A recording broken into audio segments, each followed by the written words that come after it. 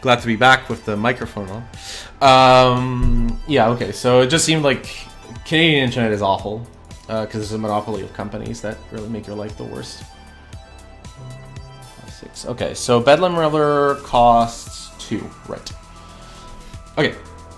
Now, our opponent has Matter Reshaper. They only have 1 card in hand. They probably would have cast something bigger, so it's either a land or another spell. So I'm gonna like Inquisition our opponent, and then my plan is probably going to be to Bedlam Reveler. Oh wow, Liliana. Yeah, let's get rid of that. Alright, so now we want a Reveler.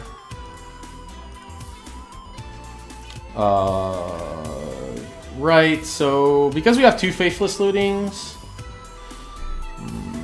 let me think here. 1 Blackleaf Cliffs is okay. I'll want a second Black Source at some point, so I'm okay with like adding some mana. Right, so Spirit attacks. Right. But we have lootings, so 1 land is fine. I don't want to play another land. Unless it's like untapped. Alright, our opponent doesn't attack. Okay, we have Young Pyromancer, so our plan here is going to be to play Young Pyromancer and Lingering Souls. And we're doing this pre-combat to basically make sure that we're getting our prowess trigger. Right, so I know Liliana doesn't seem that great, but just the discard a card mode is sometimes enough. Okay, so we attack with both of these. Our opponent's probably going to block with Reshaper. We are giving them that opportunity, I guess, to get a chip. Okay, they got Eldrazi Temple, so that's coming into play. I think my opponent's playing like the equivalent of like the banned Eldrazi decks of old. Like you play Noble Hierarch and Birds of Paradise. Right.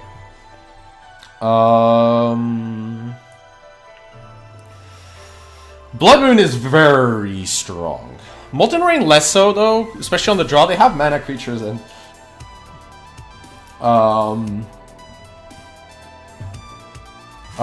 right, and then the rest is kind of awkward because Brutality only is probably not very good if they have Liliana as well. So yeah, we just really want Blood Moon. I think the rest of our deck is kind of engineered, with the exception of Reshaper. Fork Bolt kills a mana creature. I think the Swift Spears are just bad, so we'll get rid of the Swift Spears. This is a lot of discard too, but you want to get Reshapers with Inquisitions and Thoughtseizes rather than on board. Do we want the last push? I think we can like cold the big creature. I think push is fine to kill a mana creature, but I don't want more. I'd rather have Fork Bolt, which can kill a Reshaper without any work. We also boarding in Blood Moon, so push becomes worse. Like, Molten Rain is fine, but they're always going to have Colorless. You want to, like, we need to Blood Moon them, I think, if we're going to mana them out them. Right. Well, this hand's bad, so we're going to mulligan.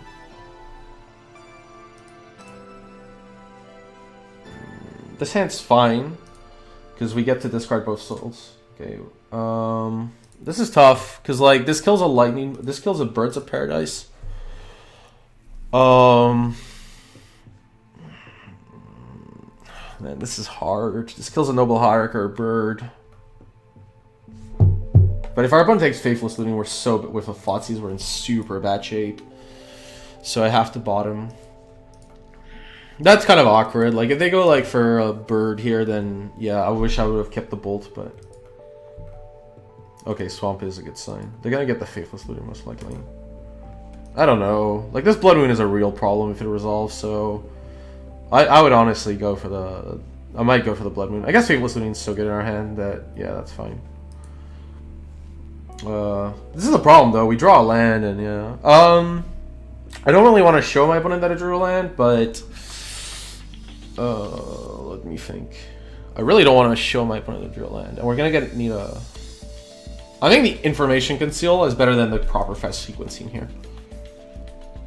I want to conceal the information about the card we drew, because it might influence our opponent's play to our advantage.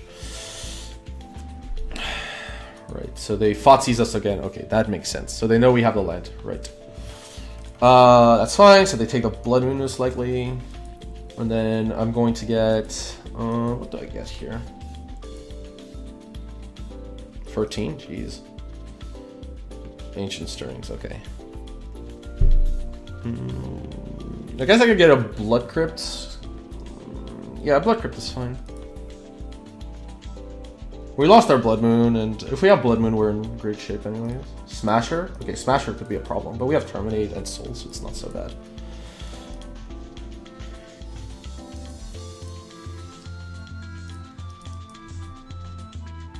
Fotsies them? Worst case scenario, we're getting a Smasher. That can't be bad. Wow, Temple? Okay. Oh, Lily the Last Hope is also... Wow, Lily is bad. This is Pulse. I think we can deal with Smasher with a Terminate, but we can't deal with this Lily. So I'm going to get the Lily. They can also get back Smasher with Lily. So we're kind of like forced here. Right. We also have Pulse for our Soul tokens, which is very unfortunate. I think I'm not going to fetch right away, but it's not because... Come on. Why? Why? This is so brutal. Like, I'm not going to fetch right away, not because I could draw the land, but because I want to see what land I have, so I see if Blood Moon's good, but... Yeah. Yeah, that's wonderful. Well, I'm gonna cast Faithless Looting and get these souls in my bin, so I'm gonna get a basic swamp out of the deck. Because Lingering Souls is doing nothing against that Liliana ever. Well, we're discarding souls anyway, so that's easy. Yeah. Yeah, that is some savagery right there. Oh my god. More savagery. I think our only out is if we draw the Dreadbore, kill Liliana, Fotsies our opponent's Smasher, and then proceed to like get there. Yeah, we need to draw Dreadboard. We're basically down to one out.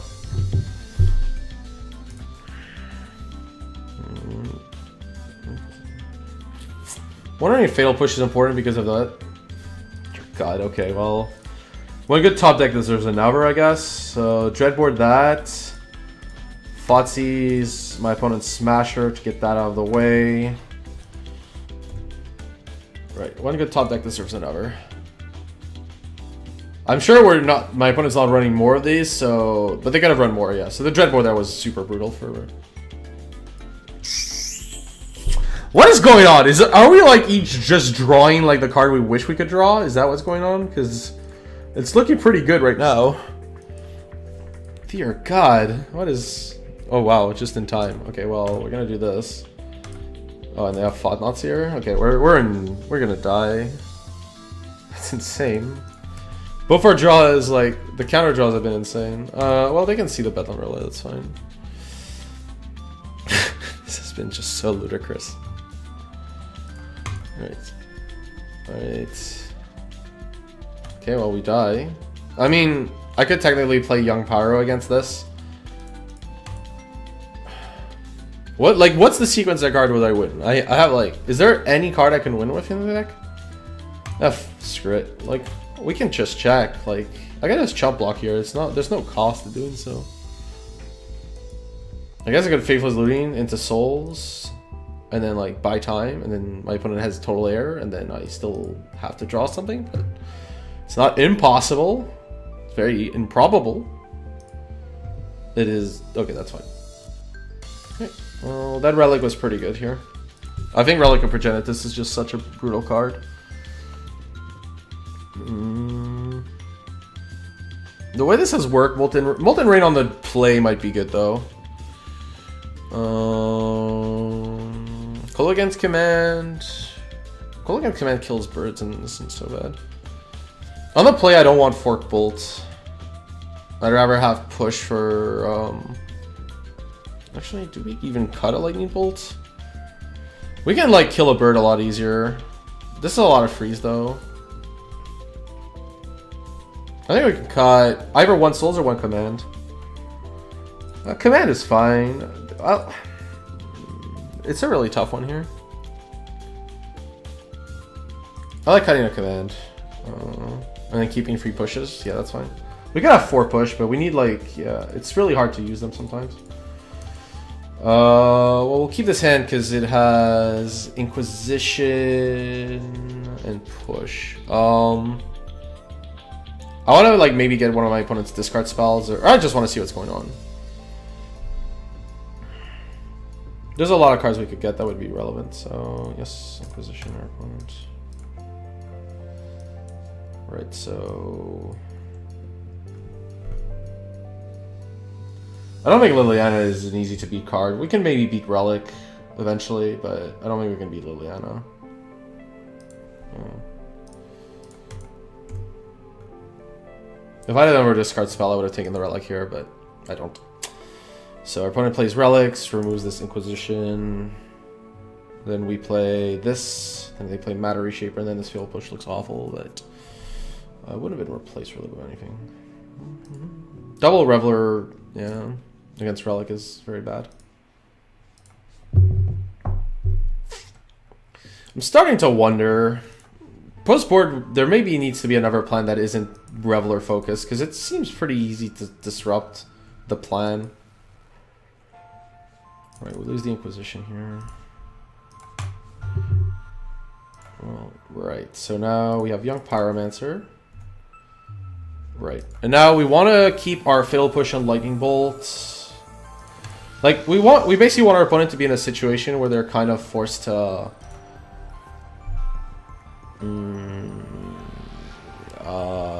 sack this Relic, and then we play them, and we start getting to this Relic trade. If I was them, I'd probably go Overgrown Tomb tapped and pass, because it's like super easy if they don't have anything. If they have Twilight Mire, then they have something. Well, we're 100% pushing that. Actually, well, I might Lightning Bolt it instead of pushing here. Let me think. Next turn, they Matter Reshaper us. These ones could be like damage to the face. But the push kills the Fought Nazier. I guess, like, because we have two, I'd rather split them here. So we Lightning Bolt that, which is going to get exiled, sadly, for us. So they don't even need to crack this Relic. Right. No land is awkward, but yeah. If we draw a fetch land, then it's not so bad, because we get to, like, have Bolt and Push up. Right, so we exile our Lightning Bolt. Hey. Right now it's going kind of mediocre. Internet's awkward, and this deck feels super bad post-board against every... I've been facing a lot of randomness, let's be honest. Okay, Urborg? Sure. Right, Reshaper. Molten Ring. Right, so... I could Lightning Bolt the Reshaper here. I could also, like... I don't really want to Bolt into Relic. And this is kind of a tough turn. I think I'm okay with passing.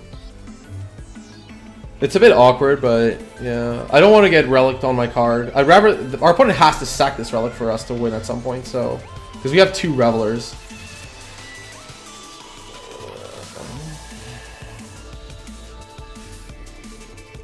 They go Fought Nazier, I might have to Lightning Bolt this. So maybe I was wrong to not.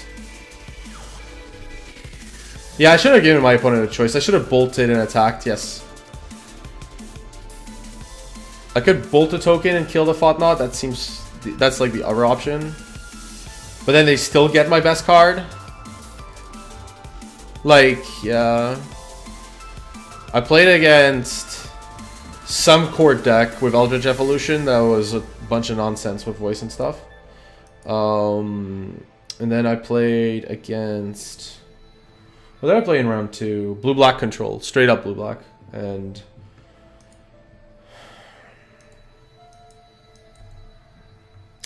this is getting very grating. Opponent is extremely skilled at drawing Liliana the Last Hope. So we're gonna Lightning Bolt in response, and sadly I can't push in response. I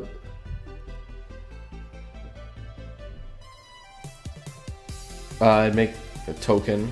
I have to wait for this Liliana to resolve. Yes.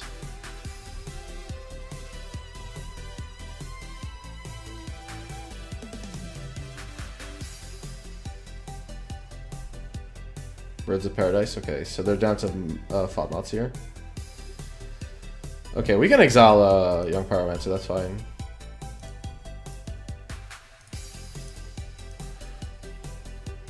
The good news is if we get that land for Molten Rain, we can probably kill the Twilight Mire. We might be in okay shape. Okay, they put this in play.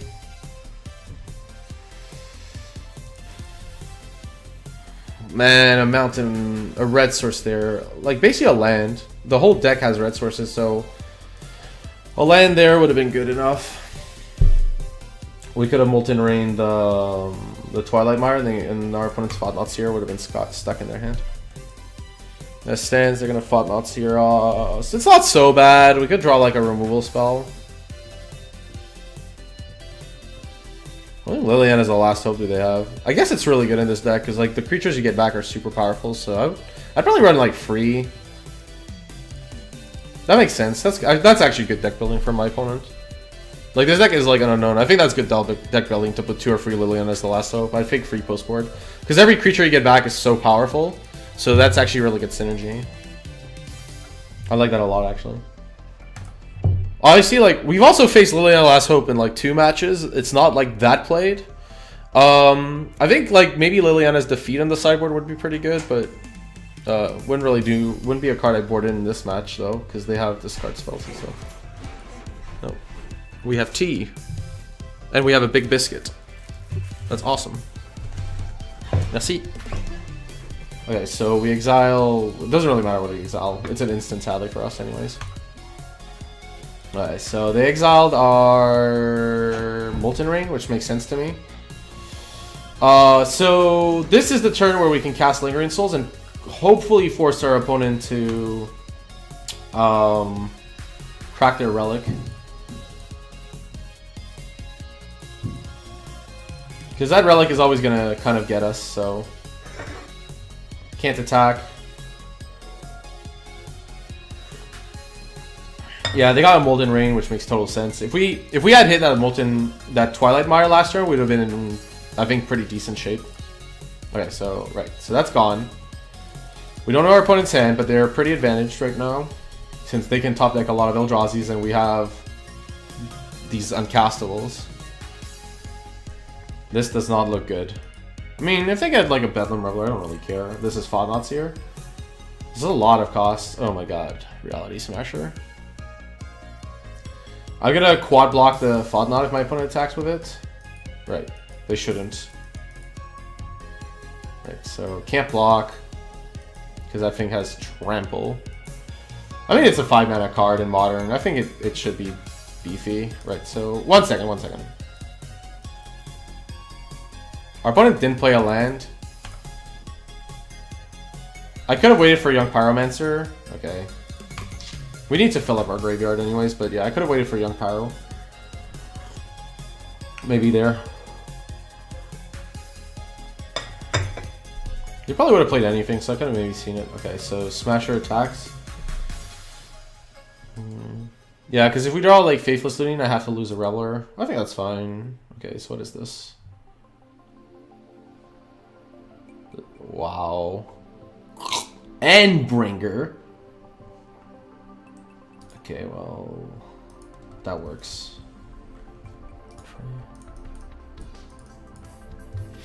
Honestly, I don't know what to tell you about this deck because our opponents have...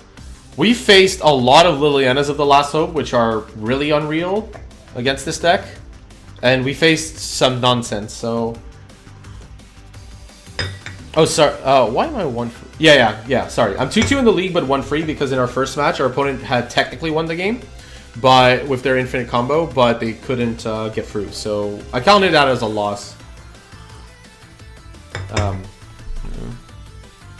I might be playing this Mardu Pyromancer deck badly, but... Nah, no. Like, I think our matchups were just unreal. Let me check the schedule I have for tonight. Right. I'm gonna probably run another league. I think like we faced a lot of random nonsense. And that kind of really... I mean, the deck felt clunky, but that's because everybody, like... It felt like everybody had Relic. Which makes sense. Like, if Dredge is bad, this deck, how good can this deck be? I think we need a sideboard plan. We're gonna, like, probably board in some cards, like Hazoret or something. We need, like, cards to, like, go against, like... There's all these, like, Lilianas of like, Last Hope and stuff. We don't have, like, a big creature, so, like, if they have those Sweepers and Graveyard Hate, like Dredge, which isn't that hard, like, lineup to have, then they can kill us. So, we're gonna play a second league, and we're gonna make the sideboard better. We're gonna, like, we're gonna basically ensure that we have ways to win without Graveyard Hate and ways that win on their own. Like, so we're gonna play two Hazoret the Fervent. I'm pretty sure of that much. If we can ever play our match. Yeah, I don't think the sideboard is good at all. So yeah, like it's all like answers. It just assumes like your opponent can't answer what you do, and they totally can. Like a Relic really crushes us. So I don't really like the sideboard. We need to like I think we need to up our game on the sideboard. I mean the main deck's pretty good. Like we've been winning. Yeah, we won game 1 here. Well, this one was bad matchup. Yeah, so like we won all our game 1. So the main deck is probably fine. But yeah, our sideboard is probably just like not very good. So we're gonna change our sideboard. I think the sideboard's super bad. We need to like beat Relic of Progenitus. So right, so I need to find. Alright. This is taking a really long time to locate an opponent. Okay, so I do not own Hazoret the Fervent, so I'm gonna start. I think Hazoret is like kind of like really good for modern, so it's a bit clunky. But we could always like I would like to board out a Reveler in a lot of matches because I'm gonna assume they have Graveyard Hate, so we're gonna keep this hand. Probably go Blackleaf Cliffs. Wow, that's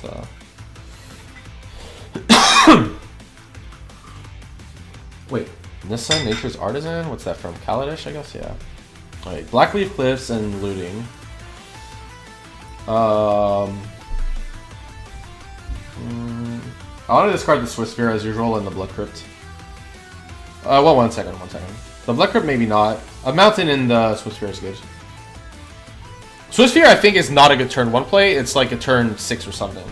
I'd rather play another card than this, to be honest. I would run, like, maybe an extra 4... Oh my god. Well, Swiss Spear is getting in this matchup. Dreadbore is not great. Okay.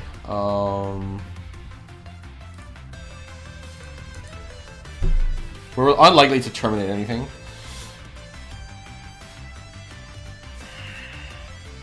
Jeez, natural? Oh, this is Eldrazi Tron. Okay, then that's not so bad. If this is Eldrazi Tron, this isn't so bad. The Lightning Bolt becomes okay. One second. Yeah, they couldn't play Reshaper that turn, so do I want a Lightning Bolt here? No, I want to discard the bolts, most likely.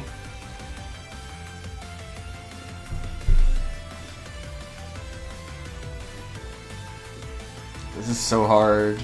This turn is really, really hard. But if I assume they're going to play a creature, then I probably want an Inquisition, and then we can terminate end of turn? Okay. Ugh. Oh, that was bad. At least we can terminate end of turn. But yeah. That was a lot of unfortunate. Right, so Cavern, Eldrazi, cast one of them. For what it's worth, when I played against Eldrazi Tron, I thought that Mind Stone was incredible. Like, I'm glad that, you know. So yeah, we're gonna terminate this, which gives our opponent another view, but we don't want to, like... I think terminating that's too important. Otherwise we get tempoed out. Brutality, well that is nothing. Thankfully we have this Faithless Looting to get stuff. The Reveler might be taken, but my opponent hasn't never fought Knots. I'd probably get the Dreadbore. Because I can't Reveler with this board. Alright, so they get a Reveler. That's fine. I mean, it's what it is. Oh wow, wait, can we kill Mind Stone here? Like, and it's a good thing or not?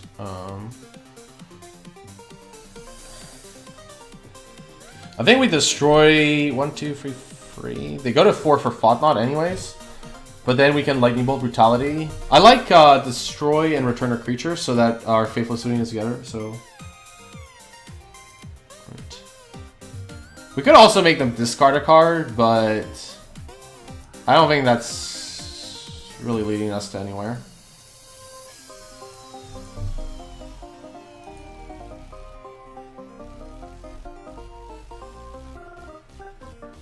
Right.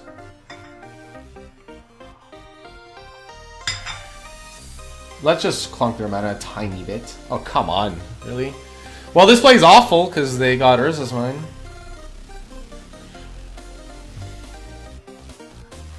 Just... I assume my opponent's going to play Thought-Knot Seer and they're competent.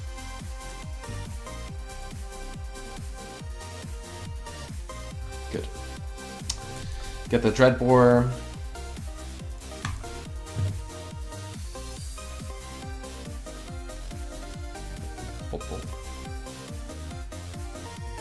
How do I win this game? Like, I could kill this Thought-Knot Seer. I guess double Volting Thought-Knot and then with Swiss Spear, I guess, is fine. It's not great, but seems better than other plans I have right now. I wasn't planning to cast the Swiss Spear, but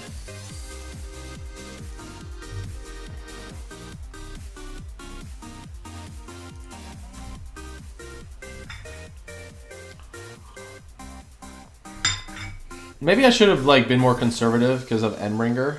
Like, we can always kill Thought-Knot later, but Endbringer... Yeah, that was a mistake. I should have waited to kill the Endbringer. I should have, like, passed, and, like, had double Bolt. Now we're gonna get Endbrung, and there's very little I can... I could draw, like, another Bolt, I guess. Or, like, one of the remaining Terminates, but yeah. They drew Temple, okay. We could flashback Faithless Lune, I guess. That's a start. Right.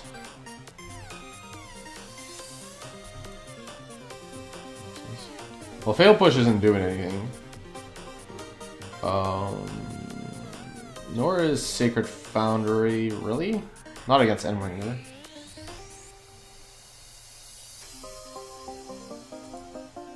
Right, so now we just pass. Our opponent has 2 lands in hand, so they're gonna play whatever they have, so this Thoughtseize is dead. Actually, sorry, I'm lying. They have Endbringer.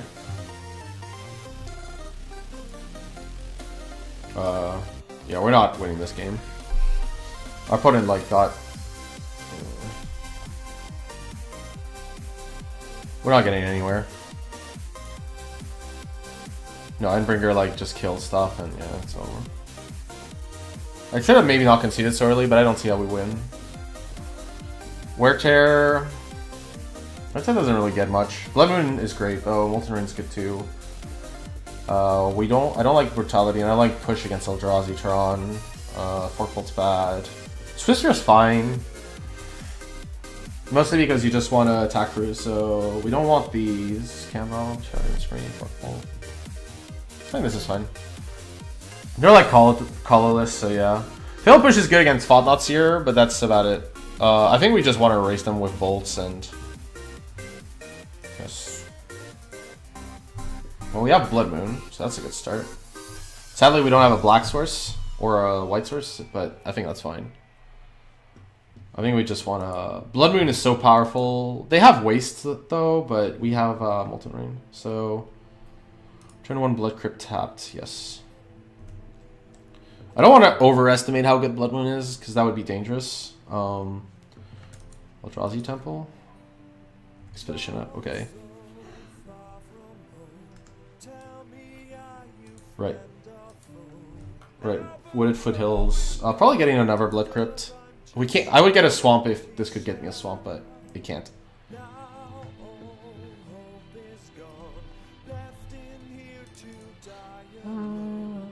We're gonna kill this temple.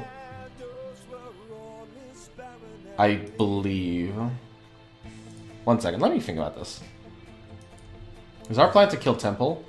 Killing temple slows them down a lot, but if they get waste, then they can actually cast spells through Blood Moon. But if they get like a waste here, actually, if they get wastes, it's not so bad. And then but then our hand is kind of uncastables, apart from Molten Rain. So then we are hoping to draw the swamp at some point. This is actually a harder turn than at first appears. Because Because Blood Moon is good, it's just not in this scenario. Because we have a lot of black spells and I did not draw a swamp or a black source. I'm pretty sure we have to Molten Rain or Blood Moon this turn. I'm gonna skip Vocal. This is actually a really tough turn. If we Molten Rain the Temple, then they probably have to Expedition map another one, or their draw is super clunk. Okay, we're gonna Molten Rain the Temple with the view that they're gonna probably Molten Rain themselves, and that gives us some, like, not get a wastes. Maybe that's a mistake.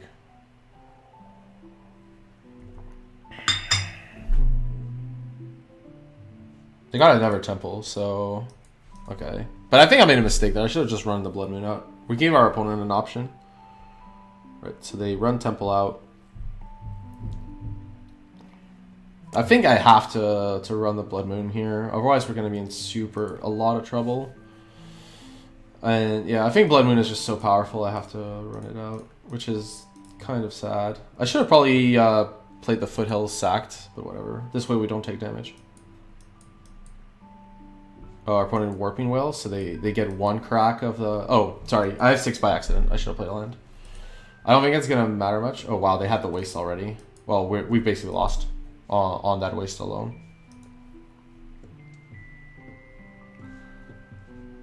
They had the waste in hand. That's why they didn't fetch.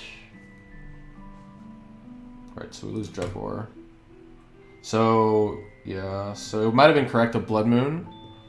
And then they play Wastes, and then we Molten Rain that, and then they're kind of in trouble. Yeah, so that was a mistake. You can kind of see, like, this whole mistake was, we should have just played Blood Moon even without a Black Source. Because, like, we're more likely to draw out of it than they are. But then they can fetch a Waste, and they have 2, so it's not good. No matter what we do, we're kind of destroyed here.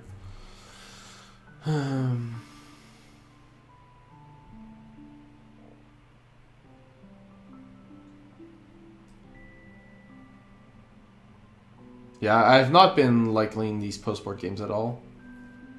Pre-board maybe is okay, but post-board it's bad. Molten Rain especially has felt bad. Well, we have Young Pyromancer, so I guess we'll cast that. If we draw Faithless Looting, we still can't do much, but yeah. So we have to draw Faithless Looting into Swamp. Oh, wow, our opponent drew the second Wastes. This is... Yeah, we're not winning from here. Right, so... 1-1-4. That is not very impressive.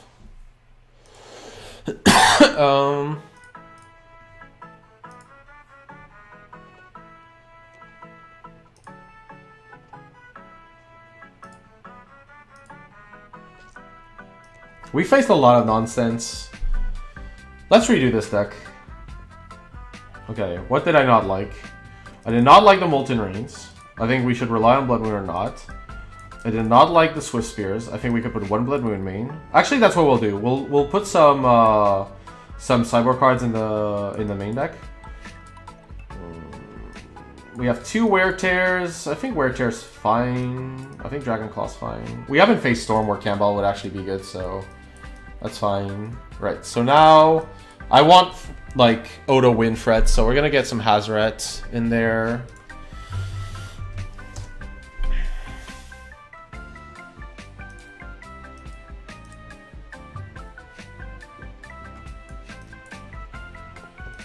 I need cards that win the game on their own. Hazoret also discards. It works really well with our deck. 2 Hazorets, and what else has felt super bad? I felt like I prefer Nihilist Spellbomb, I think, as our graveyard hate. That was actually okay. Oh, we're not playing Lightning Helix, which the deck normally does. I like 1 Lightning Helix, maybe. Chandra? Chandra's a call. Chandra Torch of Defiance? It's a lot of 4-drops, but... Like, Torch of Defiance, right? We could have 1. I think that's fine. It also helps us hard cast Reveler against Graveyard Hate. Yeah, this deck only runs Lightning Helix. I don't like the Dragon's Claw, so... I could have one Brutality, lose the Dragon's Claw, have Lightning Helix. That's a lot of 4s though. I think one Chandra's correct. I would like one other. So we can run one Lightning Helix. Right.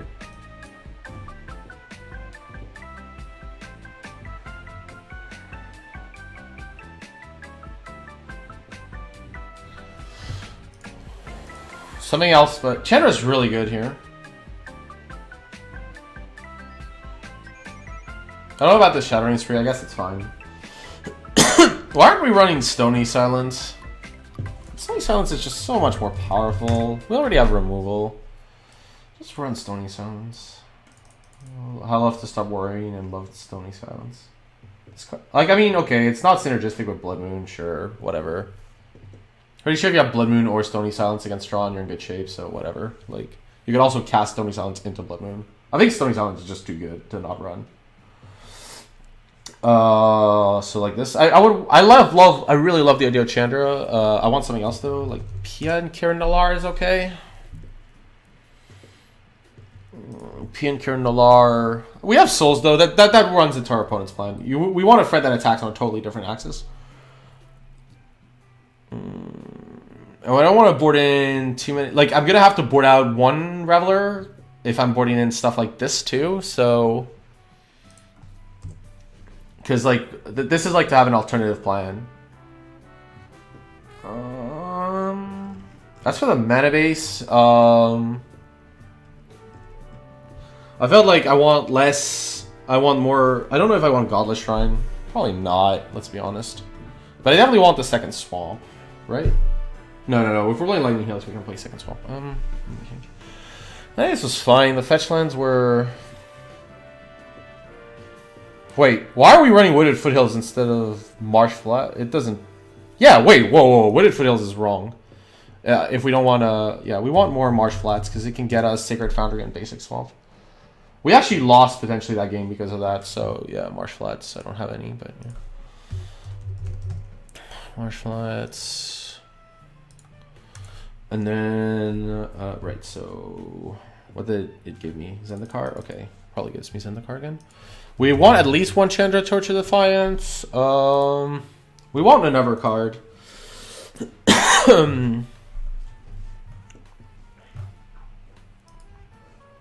No, I don't want, like, I want a card like wins the game on its own. I don't want like something that kills small creatures.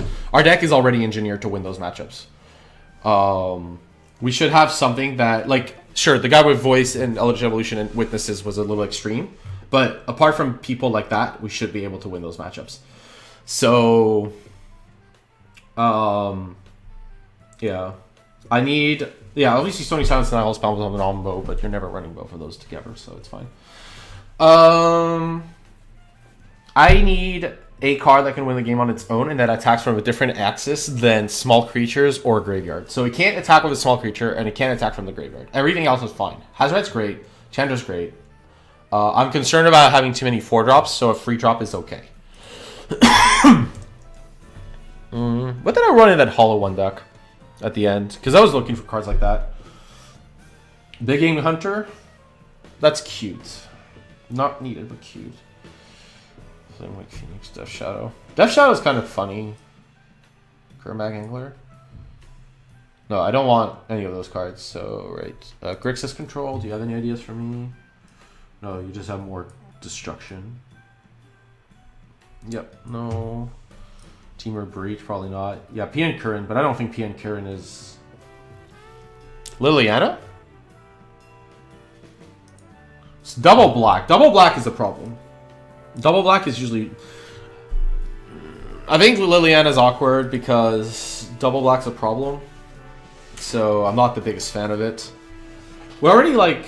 Yeah, there's a lot of expensive cards. I guess our curve to start with is low, so it's not the end of the world, but yeah.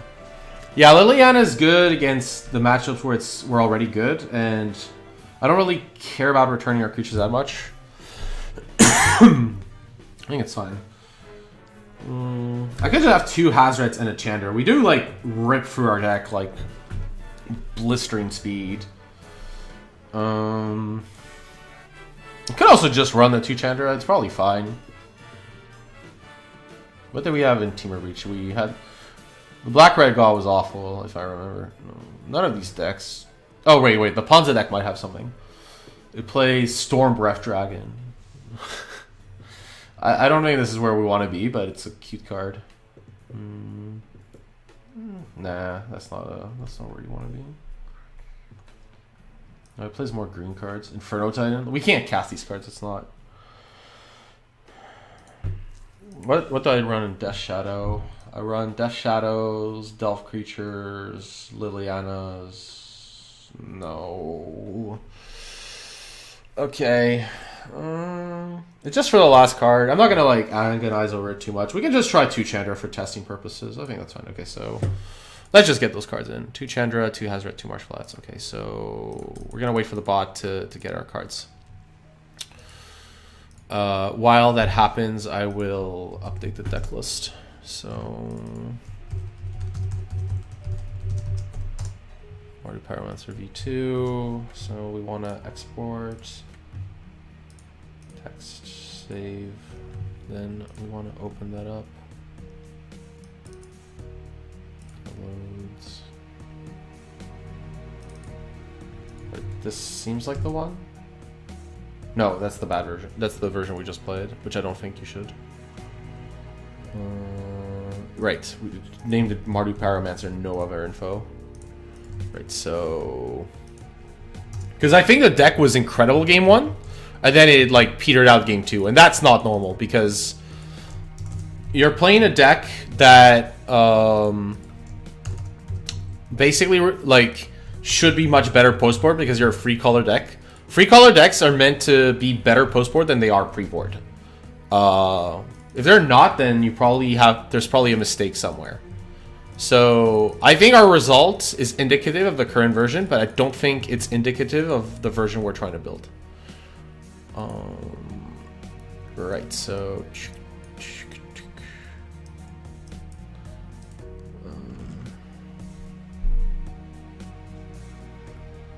Oh wait, do I want another... Like, I think an Arid Mesa to get a basic mountain is okay, because we don't want to take infinite damage sometimes. So I think like getting a mountain's fine. Like, I'm okay with an Arid Mesa. Right. Oh, the Marsh Flats are different? Come on.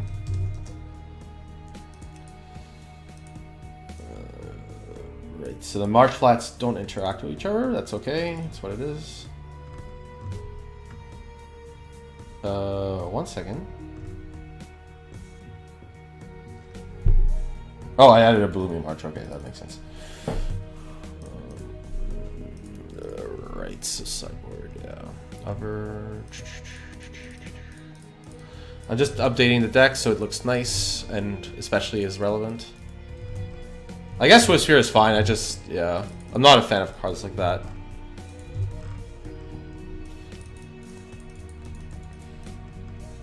Now, like, people are gonna tell me it's like a critical card. I've just been playing it wrong. Which I can totally get. Do we want a second basic swamp, especially with Marsh Flats? I think it's fine.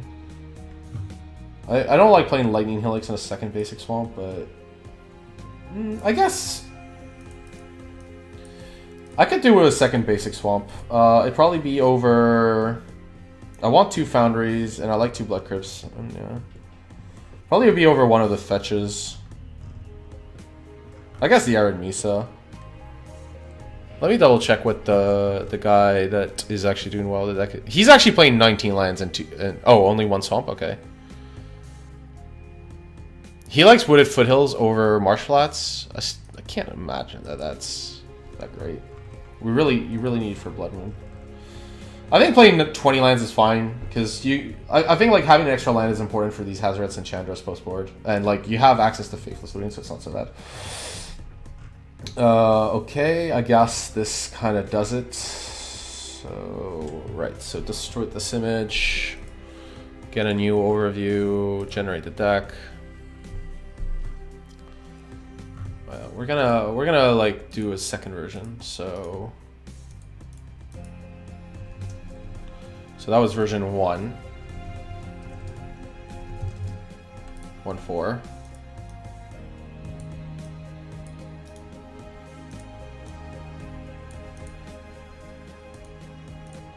It might be like the sideboard plan I go for is bad, but yeah.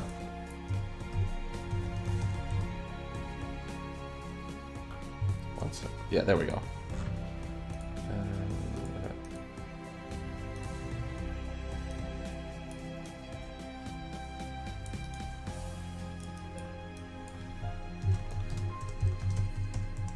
Right, so version 2 is what we're playing right now, so this will be a bit bigger. Right, and for some reason the decklist tool is not working properly, which makes me insanely sad. It had this issue yesterday. Oh, no, there's a good reason for that. Oh, right, sorry. There is a good reason for that. The decklist tool, yeah. It probably did not transfer wear tear correctly, which has happened before. Sorry. The decklist tool, like on visual decklist, has been actually really awesome. So thank you to the person who actually developed that. It's been great. I hope you've actually enjoyed that view. Right, so creatures.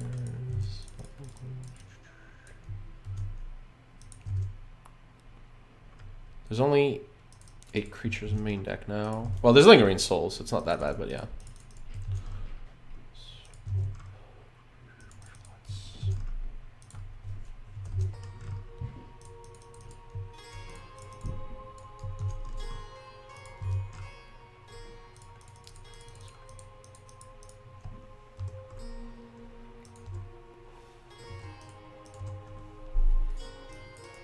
Right, let me double check. Yeah, wear tear is not done in a way that the tool would have understood. So that's why it didn't work. That's fair. It would be good if it was like the same way as like Moto extracted, but I'm not, yeah.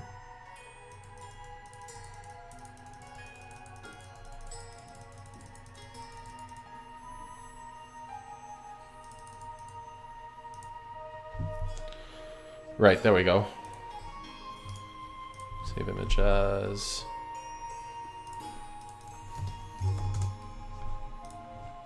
Yeah, and then we don't have to play Molten Rains, we just focus on Blood Moons.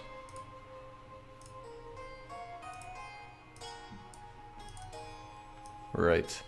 I'm playing this second stream because I think we didn't give this deck a fair shot on the first run. So we're going to play a second stream. Especially with a deck I'm not familiar with and like somebody has been doing well with, I want to see what happens. Right, we're gonna incinerate our play points a little further. But we've been, apart from like the Eldrazi Tron matchup, we've been doing very well game 1, so yeah.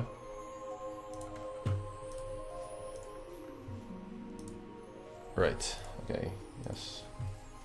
I think this is a great game 1 deck. Right, so keep... It's just like we've been facing Relics and Nihil Spell Bombs, and it makes these, like, Revelers bad, so you're in trouble. It's hard for me to foresee not wanting this Pyromancer, so we're going to put it on top. I could Looting turn 1. I think I want an Inquisition turn 1. And then we know what we want to Looting later. And also, if our opponent... Yeah.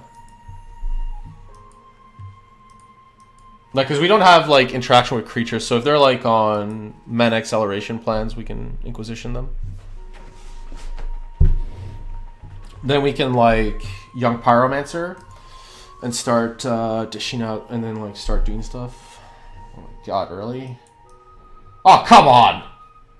Okay, this is some... Oh my god. Just...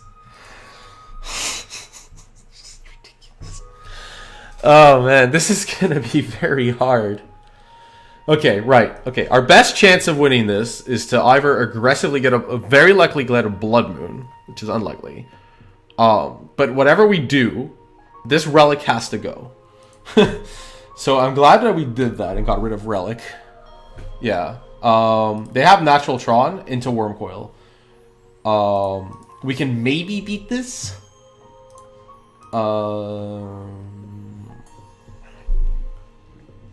I think I'm okay if a Wormcoil Engine is on the table and I get Blood Moon. But we need to, like... I can also, like, Fotsies it later, so I'd rather, like, make tokens and, like, prepare for the scenario where I don't. Do I want to prepare for Blood Moon that bad?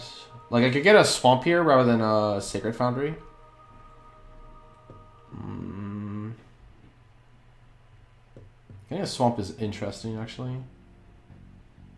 Like, I'm probably not casting the Souls. It's very likely going into the graveyard, so... I think it's fine to get a Swamp here. Like, in case we draw our Blood Moon. Yeah, so they have Tower. They play, like, Power Plant or Mine. Power Plant, sure.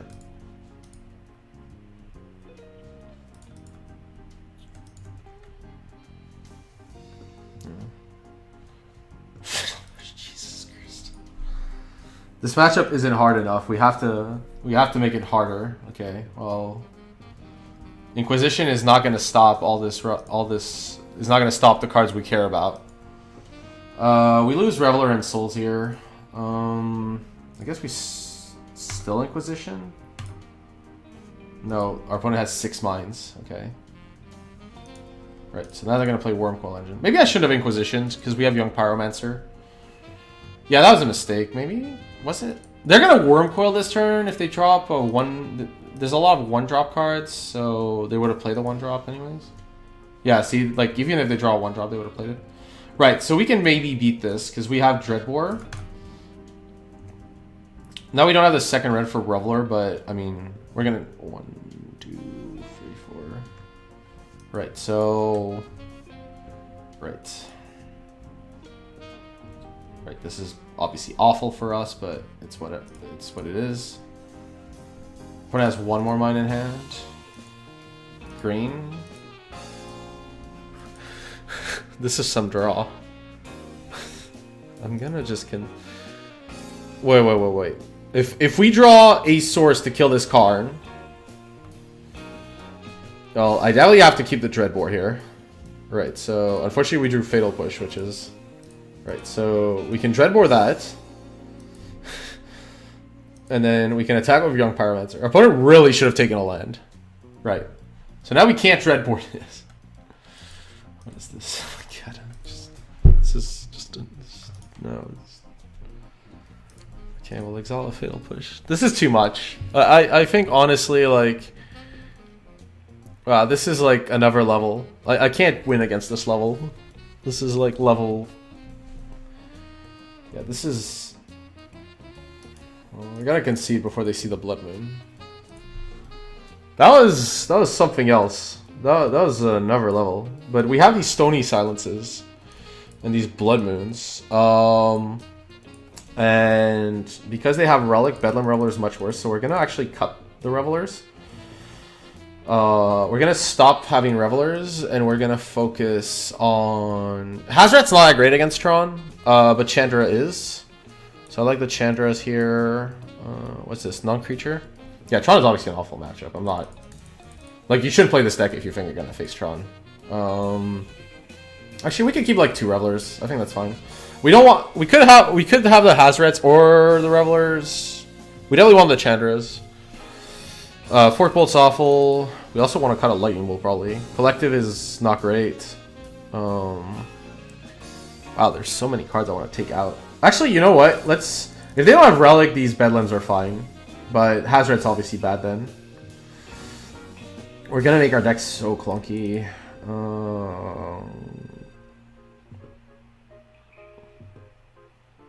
I think we need to keep the bolts just to bolt our opponent. Lightning Helix is not that great, though.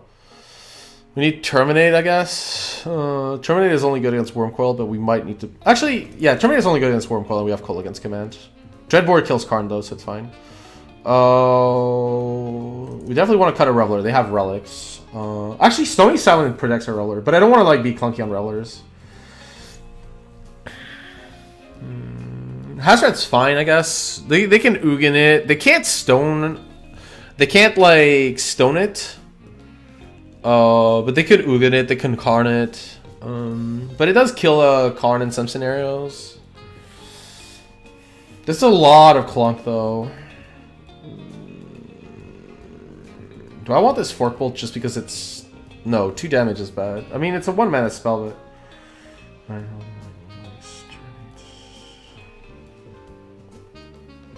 We're putting in a bunch of enchantments, so Reveler is already going to be worse than usual. I think we just have to hope. I could lose another Reveler here. Cambal's probably better. Right, submit. Cambal at least like deals damage. Right. So our plan is to get the duo of enchantments between Stony Silence and Blood Moon. Well, we have one part of the equation, but we don't have the lands to cast it, so I'm gonna have to mulligan this hand. This is fine. We have Inquisition plus Wear Tear, so we'll keep. Not Hazret now. It's a good threat, it's just not the time for it. Right, so we're gonna Inquisition now, then our plan is to Young Pyromancer, then our plan is to Looting. Too many cards you might want to take here. Okay, so... Wow, our opponent has a very slow hand, but they have Fractusk. Fractusk isn't a problem. We can... What do we want to take here? There's a lot of different things. We could, like, wear the map. So I could take the Scrying and then wear the map.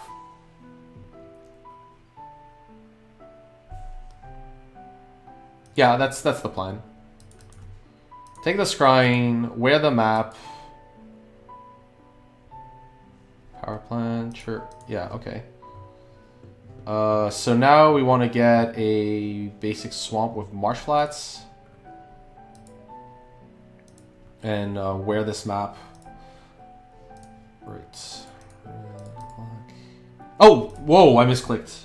Well, that was really bad. Okay, our plan was to wear this map. But I've cast a Young Pyromancer. So, that was not good. Because now our opponent can just... crack the map. Oh, wow, that was bad. That was bad. There is a world where they don't crack this map, but it's a really weird world. Yeah, I would have wanted to disrupt as much as possible my opponent. Blooming Marsh, yeah, okay. To be fair, if our opponent didn't draw a Trump piece, it's okay. Oh, wow, we got so lucky. So lucky. They got a mine? Okay, well, we're definitely killing this map or we're gonna lose. Souls. Let me think here. Do I want to linger? I probably want a Looting just because it's a body. But what do I want to do first? I guess I can loot and I'm probably gonna get Sacred Foundry. Yep, I agree with that. Play.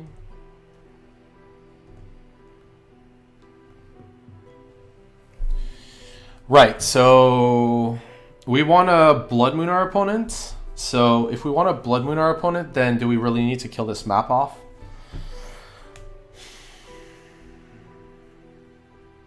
I think so.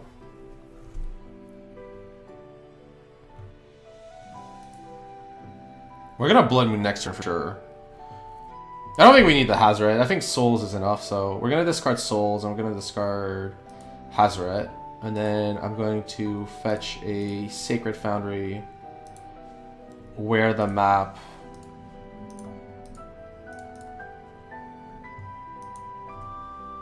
and attack. And then we're going to play this Blood Moon, and we're going to hope that all this is good enough.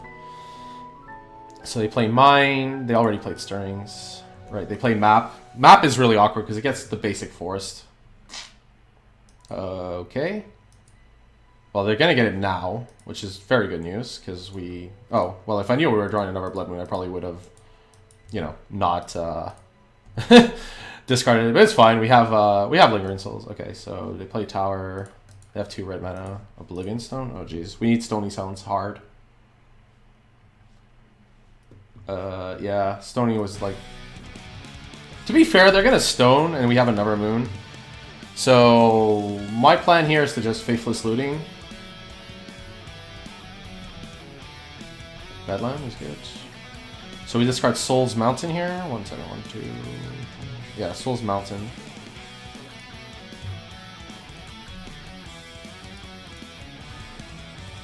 Unfortunately, we're not putting enough pressure, so our opponent can just Stony... Actually, they might have to Stone on their own turn here. We can Inquisition them, but that seems mediocre at best. Okay, so... Man, that Hazoret would have actually been okay since... I guess not. There was not a point where we could have... Well, yeah, the stream is gonna... Right, so they Oblivion Stone. They draw a card. And then we play this Blood Moon before we lose the game. So it turns out the second Blood Moon's fine, because, yeah. Right, so... What is this? Worm Coil Engine? Well, we have Coal against Command. Coal against Command can get us back either a Hazred or a Young Pyromancer. I guess Young Pyromancer is probably better in this case. So we're gonna Coal against Command, destroy this, and get back... The problem is this, is like, when our opponent has this much mana, like, the Blood Moon's not helping, so we needed to do pressure, and we're kind of failing on that. Right. We're at least cutting their Fractus. So we want to Coal against Command, I think back the Young Pyro, since I don't think Hazoret's gonna really do the job. Right, so... Our opponent attacks. So we... Destroy target artifact, which is somewhere. Right, and return target creature. So we're gonna return Young Pyro, we're gonna destroy this.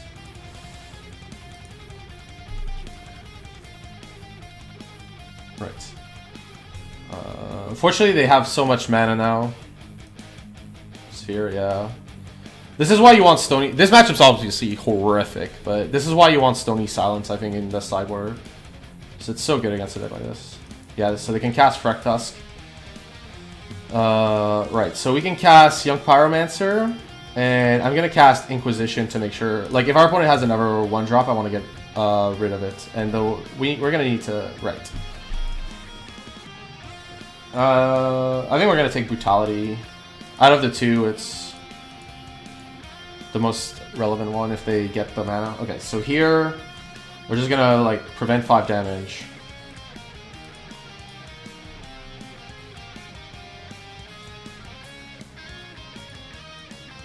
Oblivion Stone? Oh, they're getting... My opponent's gonna start putting fake counters. Okay, well, not very good right now. We could Bedlam Reveler. That may not actually be so bad. If we Bedlam Reveler, then at least we can block these a lot of these creatures.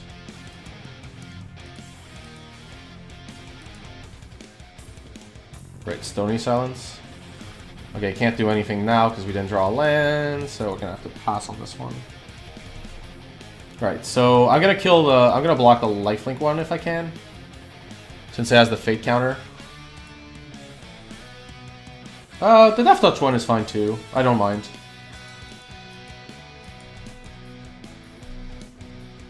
We're in dire straits though, because now they can just Fate counter the Frack Tusk and there's not much we can do. Yeah. Yeah, Blood Moon is not that great against Tron, like if you don't put a clock, but... Stone is gonna crush us here, no matter kind of what I do. And I could Faithless Looting, but yeah, it's not gonna lead us to... It's not gonna lead me anywhere. Chandra's cool, not good. Thoughtseize is obviously not good now.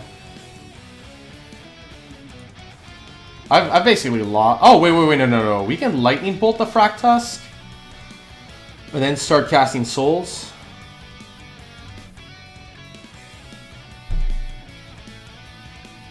Stony Silence stops O-Stone, but not when you have Mountain. Right.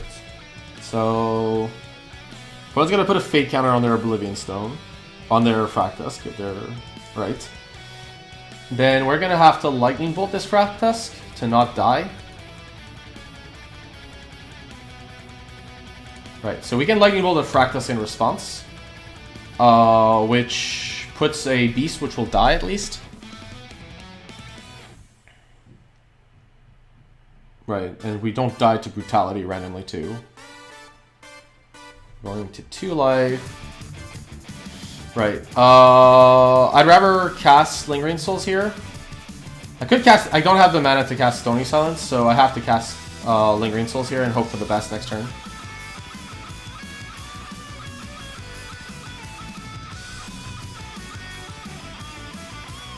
Karn. That kills us because they can just sack Sanctum. They could probably have held mana for Sanctum, but I don't think it matters. Another one, well then you should have held mana, right? We're not winning this game. Yeah, this matchup's awful, so I think that's fine. I'm not gonna like put it against the deck. Like it's a really like big mana decks are a really awful matchup for you anyways, so that's totally fine.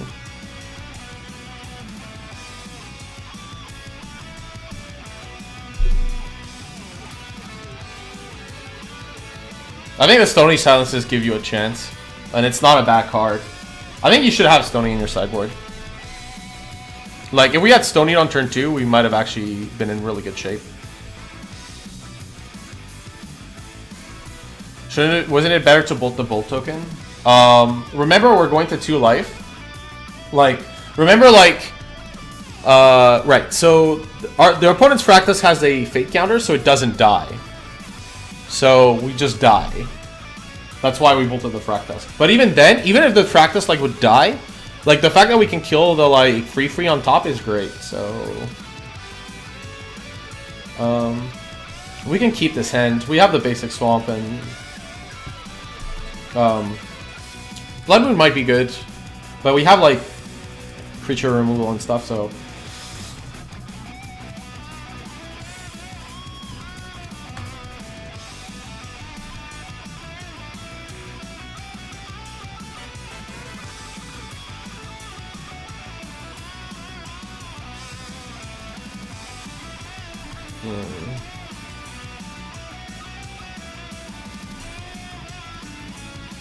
Gemstone Caverns.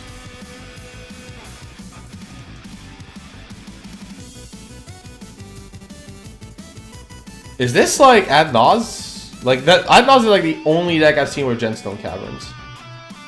Definitely makes this Blood Moon good. Well, they have to exile a card. It's not free. Like, come on. It's Chrome Mox. It's an extraordinarily conditional Chrome. What the hell? Okay, I need to know. I have to know what is going on. Please, sir, tell me. Merfolk? This is a very strange version of Merfolk.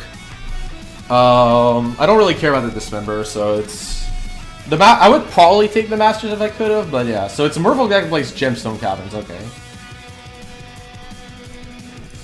We're gonna take the Adept because it's the highest value option for our opponent. Right, they play Island. Thankfully, pass for now. Right, we're never playing this Blood Moon. There's just no point to play it. I'm really shocked by this Gemstone Cavern. Actually, it seems really terrible in Merfolk. I understand like if you're on the draw, like you want to give yourself that edge, but you have so many double blue cards, so many. This is so bad if you have like if you have Island and this on the play, you can't keep the hand ever. Unless you have like multiple Fs. I'm not a fan, if you could not tell by my reaction. I played Bloodstone Mire here, because there's a high chance I'm gonna get Sacred Foundry anyways. And that way I can Lightning Bolt something if need be. But yeah, the Master Waves is kind of really awkward for us with this hand. We can easily push it though. Right, so Harbinger of the Tides. I'm gonna just Call Against Command this, I'm suspecting here. So I'm gonna get Sacred Foundry and I'm gonna Call Against Command. Making my opponent discard a card so they don't have that info. Right. Oh, we have Fatal Push. That was like, drawing Fatal Push was the argument for not using the fetch land, so... We're gonna make them discard now, so they have to make a tough choice. They might discard the Dismember, that's fine.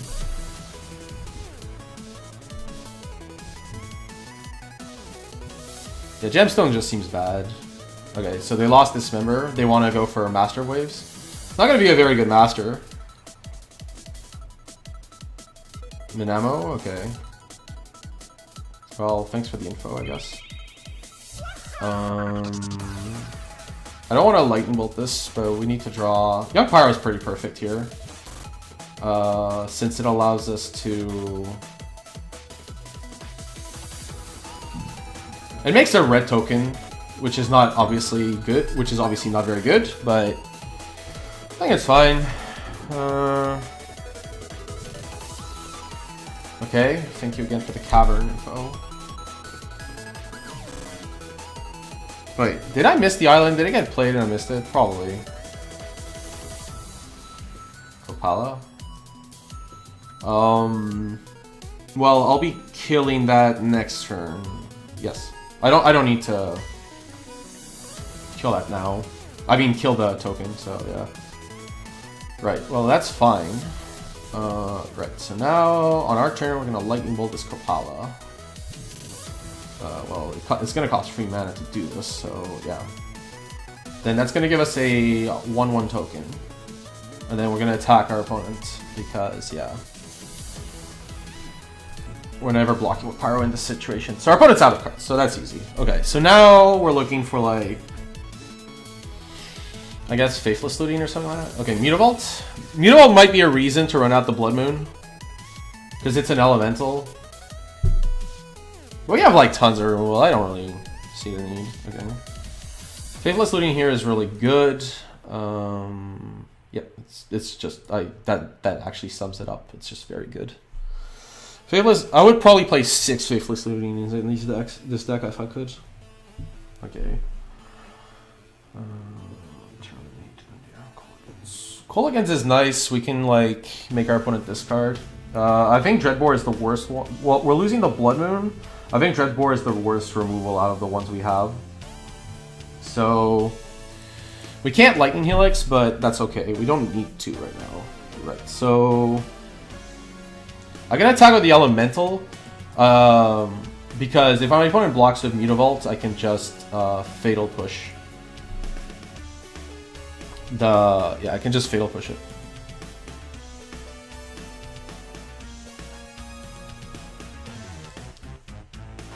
Right, okay, that's cool. Yeah, our opponent obviously doesn't fall for this, but it's fine. It's not a problem. Master Wave seems really awkward for us. Worst case scenario though, we can like Lightning Helix our own token and Fatal Push the Master. Right, so, that's fine. We can happily terminate that, so it's not a problem.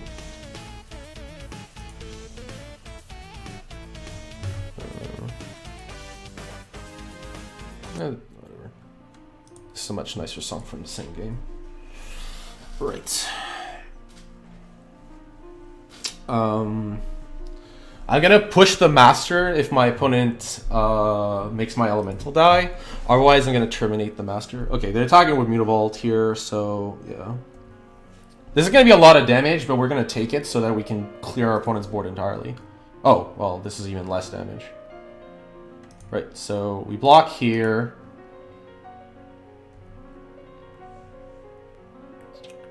It dies, and then we just push Master.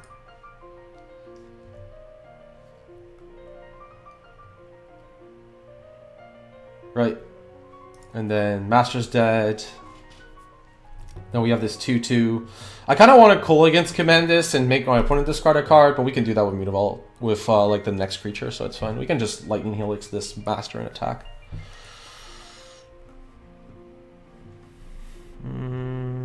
Well, Inquisition's awful.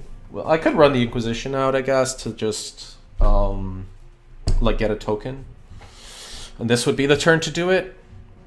There's not really a card. I guess like the only card that would make something happen is I guess if my opponent has Adept. But I only have 1 black source, so let's just use this Inquisition of Co-Select here, and then I'm gonna Lightning Helix my opponent's Master.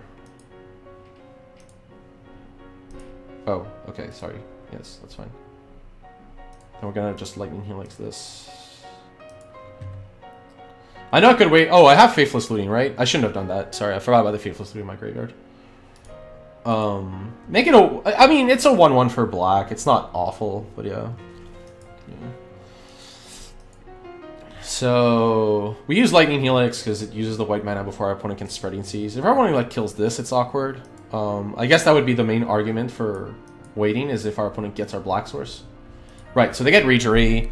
So we can kill Reejerey on upkeep, on draw step with... Actually, the problem here is like, if we kill this on draw step, then we don't deal damage. So that's why I was like... This is actually a tougher play than I thought. Right, so I could cast Lingering Souls too. No, I definitely want to like attack for damage. Right, because this would be 6. But like them, time walking them seems super powerful. Stop, since they don't have a vial. So we're gonna stop on opponent's turn. We're just gonna call against command. Yeah, so we're stopping on their draw step, yeah.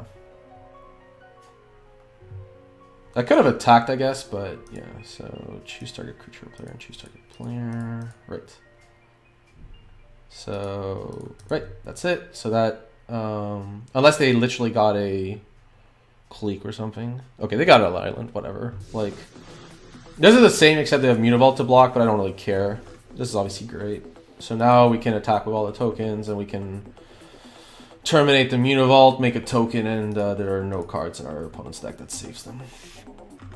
Leave them with no outs.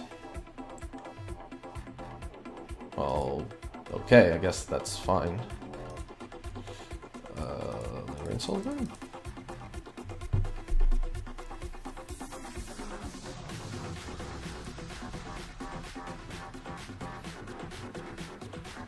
I could see like a Gemstone Caverns in the Merfolk sideboard, but post-board games are more attrition-based, so yeah, I'm just not a fan. If you could like look at your starting hand and then decide if you're on the play or the draw, which is obviously terrible, but if you could do that, then that would be okay. Right, so post-board. I don't like Blood Moon. The rest of the deck is kind of engineered to be good against Merfolk, so...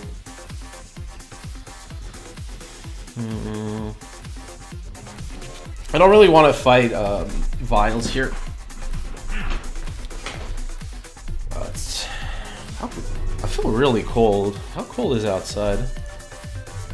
Why am I so cold? It's minus 21.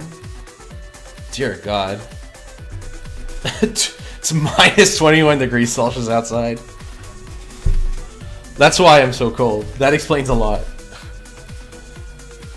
Celsius, so in Fahrenheit that's something else, but yeah. It's very cold. Okay, so what do I want against Merfolk? Chandra doesn't seem great, nor does Hazret, nor do Blood Moon, nor does... Like, wait, I have to board out a card. Why am I trying to board something in?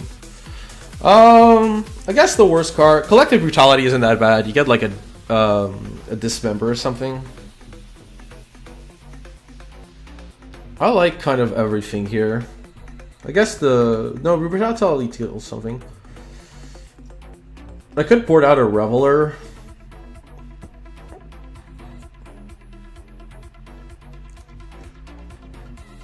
Do I want to board out a Reveler? Probably not.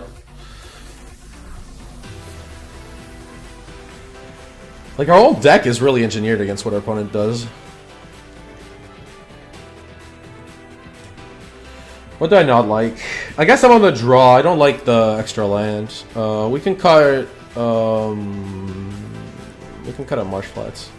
There we go. We found it. We're on the draw. We can cut a land.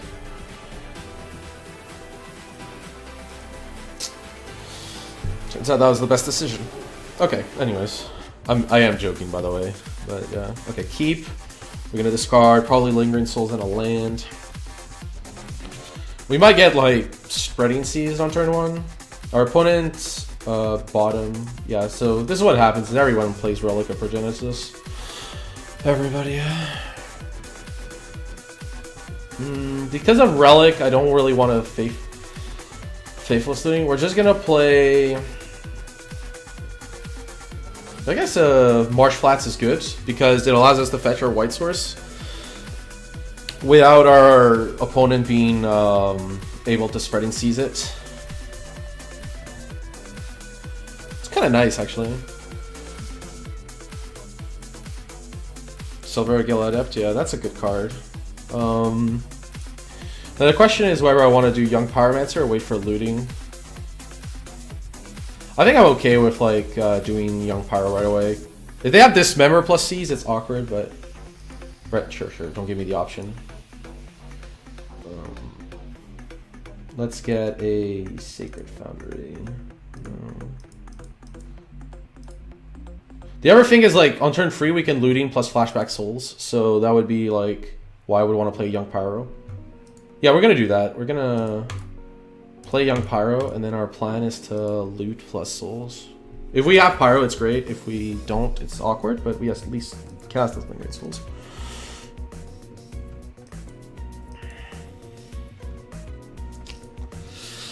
Yeah, right. Spreading Seas, that was expectable. That was expected. Dismember would be awkward if my opponent has it. But if they don't have it, this is going to be really nice for us. We don't have much removal, and this Lightning Hill is going to be awkward to cast at some point. We're going to have to try and cast it, but it's going to be hard.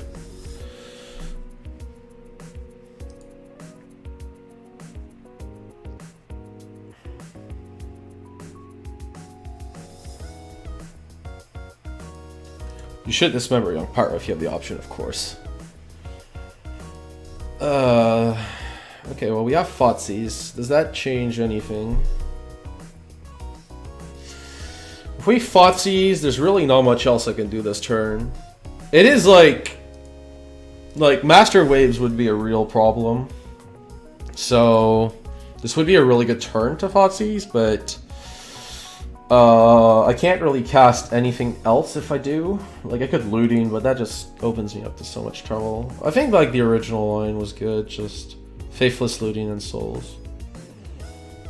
We're gonna cast Faithless Looting first then. Get a token. Draw 2.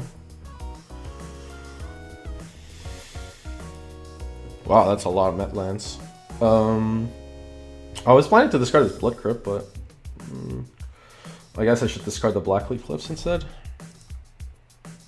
Oh, wait, I have to discard a Souls to be able to cast it. Right, and now we flash back the Souls. And then we attack.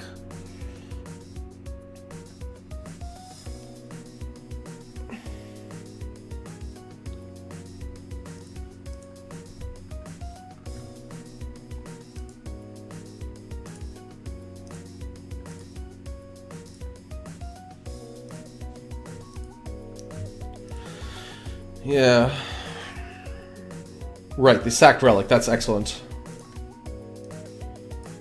We only lost souls in the process too. Now they're gonna go for Master Waves, which is gonna be really rough though.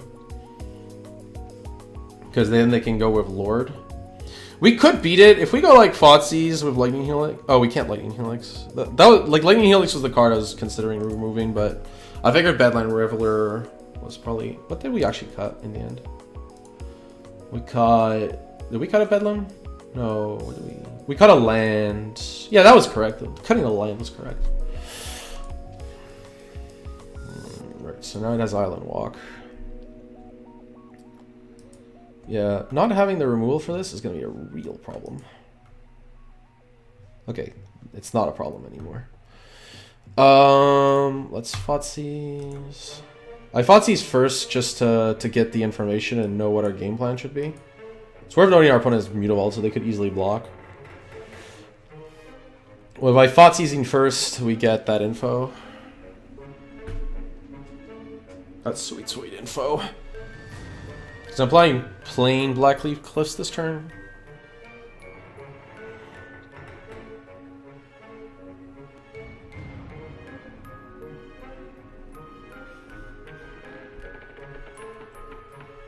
Okay, well that resolves, right? I assume.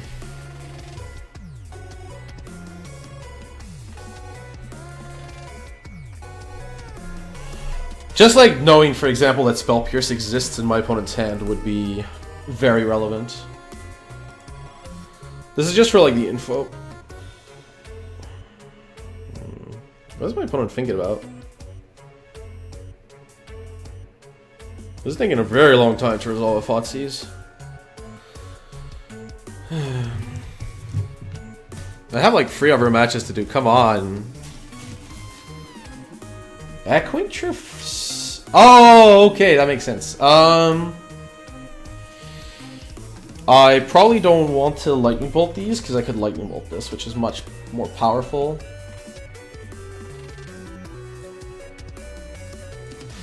So Relic is not really doing that much at this point in time. So I'm gonna just take the Regery. And then I'm gonna Lightning Bolt this Master to do this. Then I'm gonna play Blackleaf Cliffs, and I'm gonna attack with everything.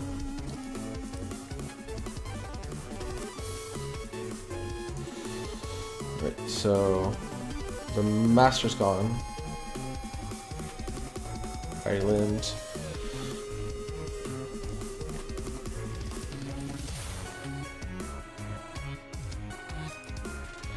Yeah, if we draw a Sacred Foundry, Lord of Atlantis, okay, so we're gonna take some damage here. We need to draw. We want to draw a fetch land, or I mean, you could have cracked Relic anyways. So what? Sure. I guess like it's okay in play. Right, we take 6 here, which is bad, obviously. We need to draw a removal spell, a fetch land. There's actually quite a few draws. Fetch land works. We're taking damage though to use it, so that's like the biggest drawback. I mean, I'm definitely killing the Lord of Atlantis, and like if our opponent like draws another unblockable Lord, we lose. I just don't see like how I could win otherwise, so we're gonna do this. We're gonna. Opponent should have used their Relic before to not give us an option. Right, so we're gonna get a Sacred Foundry untapped, which is ludicrous with our hand, but yeah. And we're gonna kill this Lord of Atlantis, making a token, or then we can attack with everything.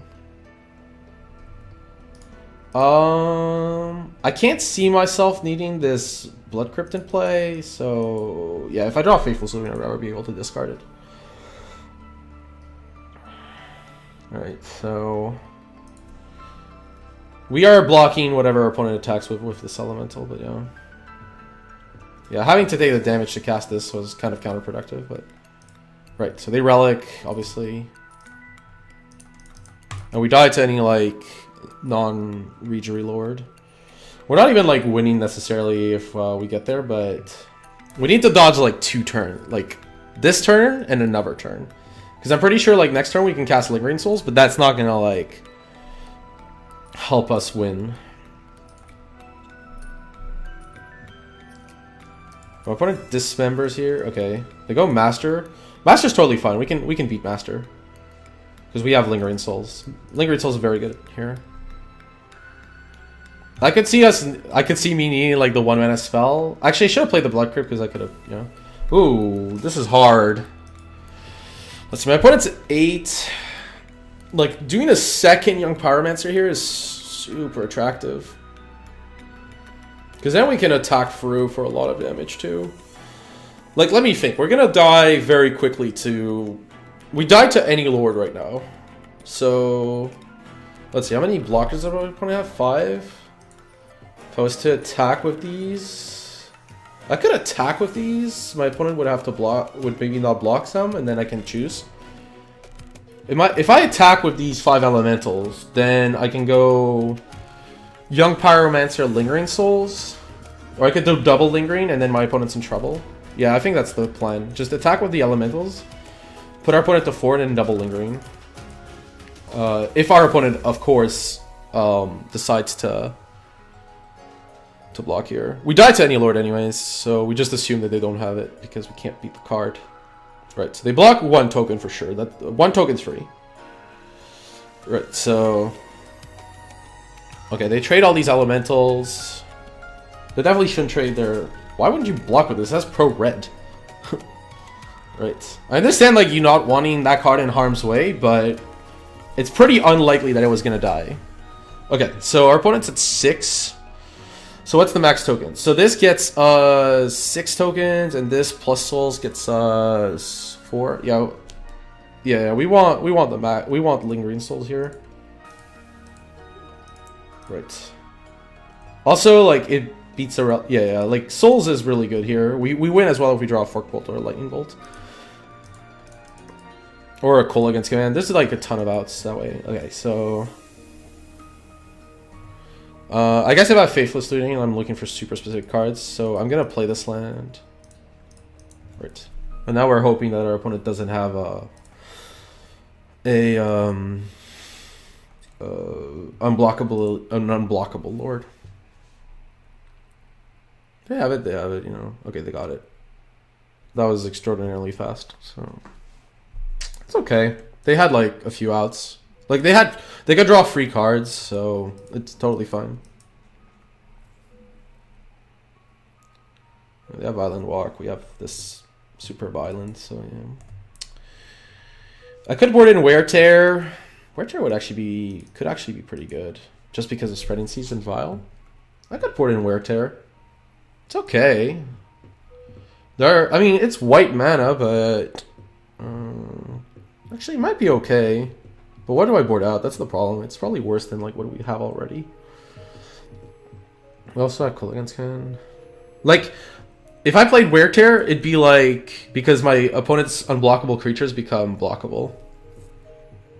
But I'd rather go on the removal plan. That just seems much better, rather than try to do that.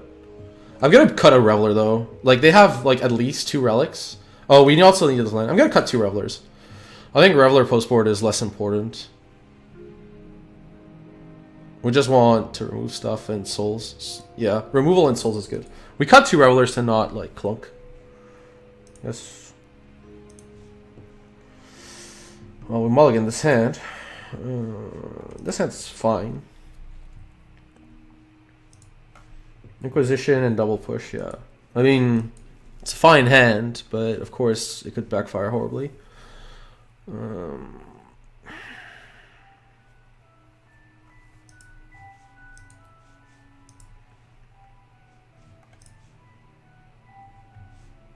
Like, Merfolk should be the type of deck we beat. Like, if I'm not beating Merfolk, then why am I playing this deck is a good question.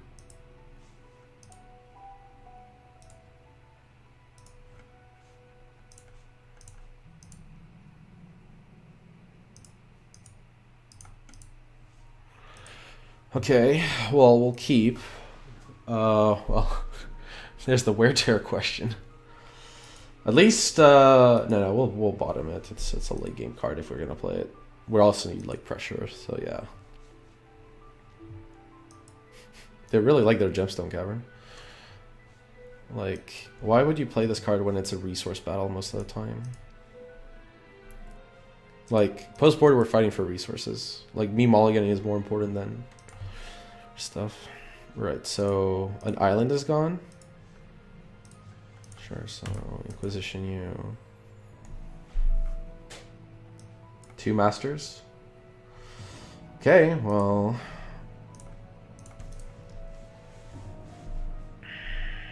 Right.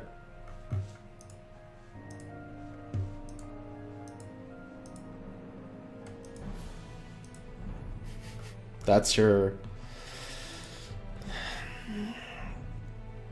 Oh, Young Pyro. Young Pyro's great here. Yes, and we do it taking damage here because even though it's possible that our opponent could draw Spreading Seas, we want to fatal push the Master Waves eventually. So bye-bye Inquisition. I am so glad I removed Reveler from the deck post-board. I'm kind of sad I don't have anything else, but it's just that Young Pyromancer and Lingering Soul should be enough against Merfolk. Right, Mutavault is played. Silvergill Adept. Well, that's kind of frustrating, I guess. Right. We got push for days. Actually, since we have so many fatal pushes, I definitely want to push both masters, but so we have so many pushes. Is it worth? The Adept is just not really a card. We're in no rush. I'd rather just wait a bit here. If they go for a master, then yeah. If they attack with Mutavault, we can kill the Mutavault. If they go for a master, we could also like if they play a Lord, we can just kill the Lord and block the Adept. There's just a lot of things for our opponent for this to go horribly wrong for our opponent. I mean, our hand is mono purpose, but yeah. They have 5 cards too. How would that island you just exiled be right now? How good would that island that you just exiled be? Would it be good?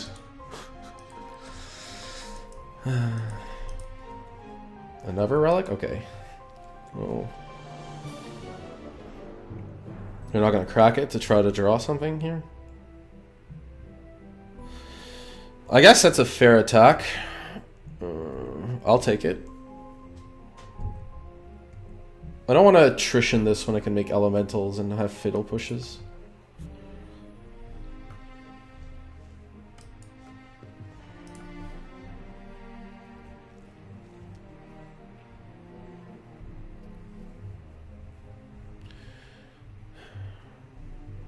It could be they have Harbinger of the Tides. That would be the most sensible. That would be the main reason they're tanking so long, actually. Harbinger would make sense here. That's the card they have. They have Harbinger of the Tides. They should run it out because they have 2 Master of Waves. I think like the value of bouncing this is really limited.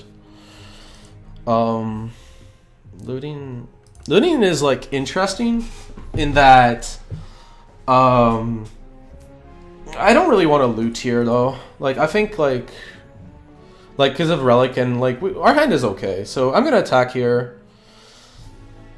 I know that they have Harbinger of the Tides. I don't mind. It's all good.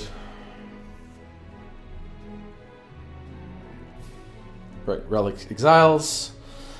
Because you really need that land for Master. Like, really need it. Right, so they have 2 Mutavaults. That's not good for us. We have pushes though, so it's okay. Right, so... What do you cast here? Spreading Seas, this?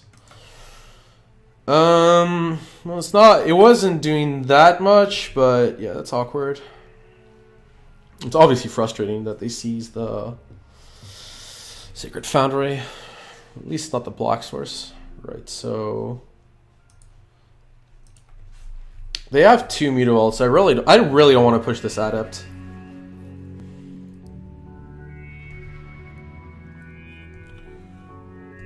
We can trade some damage for a little bit. Okay, Mountain.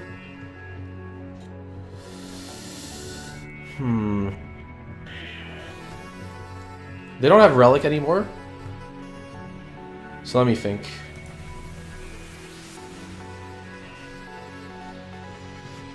I could Looting with the Blackleaf Cliffs. Yeah, because I can always get a Swamp or a Blood Crypt. Okay. I won't attack, I think, into another push. Jesus. I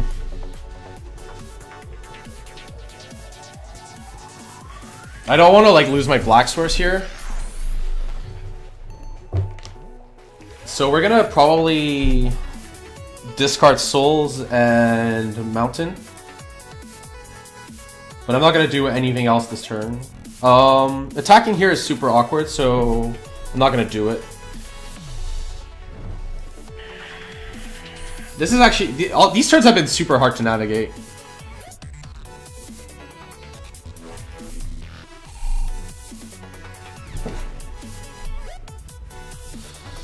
If our body in your hand, I think we're gonna be a little more cavalier where our fatal pushes now. Oh, they have a Spreading Seas? That would be awkward. Okay, they go Master. That's fine. Not much I can do about... Not much I want to do about it now.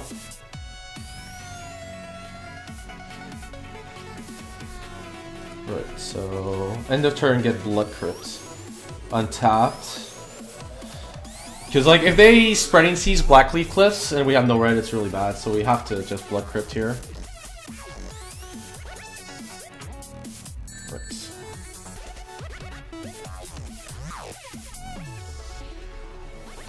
Right, we make an Elemental. And now I want to push the Adept. Because yeah. Oh, Culligan's Command is interesting too. I want to Souls in it, yeah. Using the second Master and then push both. Yeah, we need to put some pressure at some point. I can't like just stand back. Like at this point we can push the the Adept and cast Lingering Souls.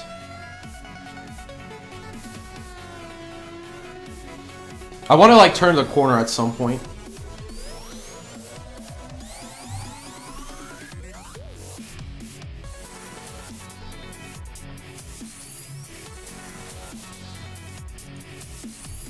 All right, there we go.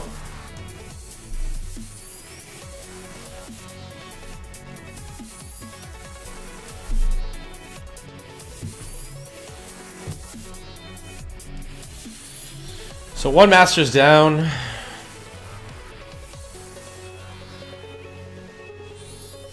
This game has been a lot longer than it should have been, I feel. I feel like...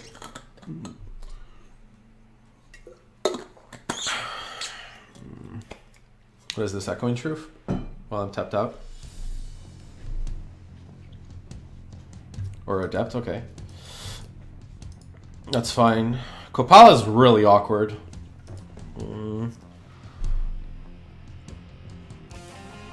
I guess, let me think here. Ooh, this is... Young Pyro's really interesting here. I'm probably gonna just attack with these, and if my opponent mutavaults... 1 second. I guess Cole against command is, like, not getting any other value. Like, I don't really care about discarding a card. It's more like, I guess, the Kopala's awkward. But if we can... 1 second. If they have Echoing Truth... Yeah, we'll Young Pyro here. I just want to get rid of, like, the blue mana stuff. Like, the blue mana from my opponent. We're not going to attack with Young Pyro, of course.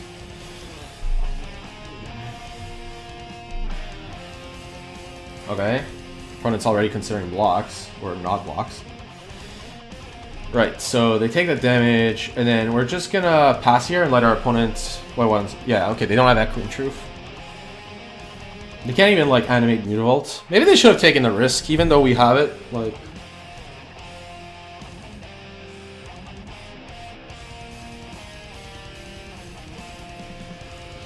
If they play Kopala here, we're gonna push the Adept, and then we're gonna push for try to push for lethal.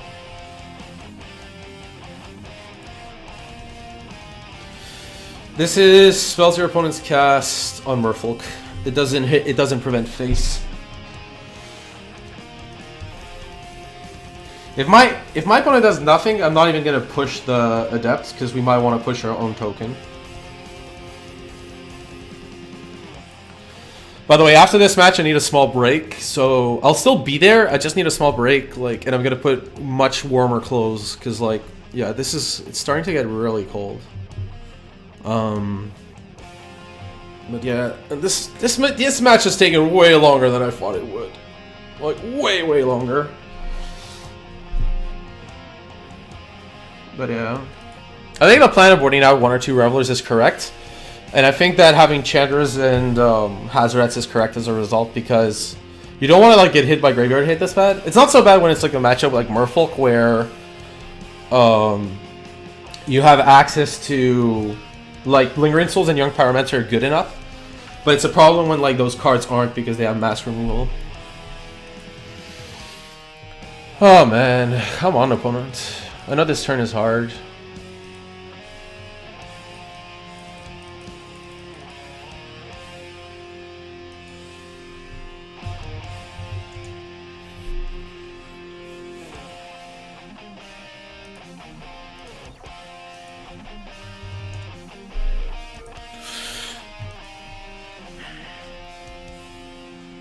This turn must be tough for opponents.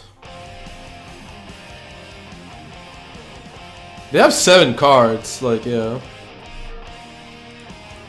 This Gemstone Caverns hasn't really paid off. Like, imagine this scenario a little differently where they don't have Gemstone like they draw the Gemstone Caverns here. Like, they have Mutavault Island. Or they had, like, sorry, yeah, and then they draw Gemstone. Like that'd just be awful.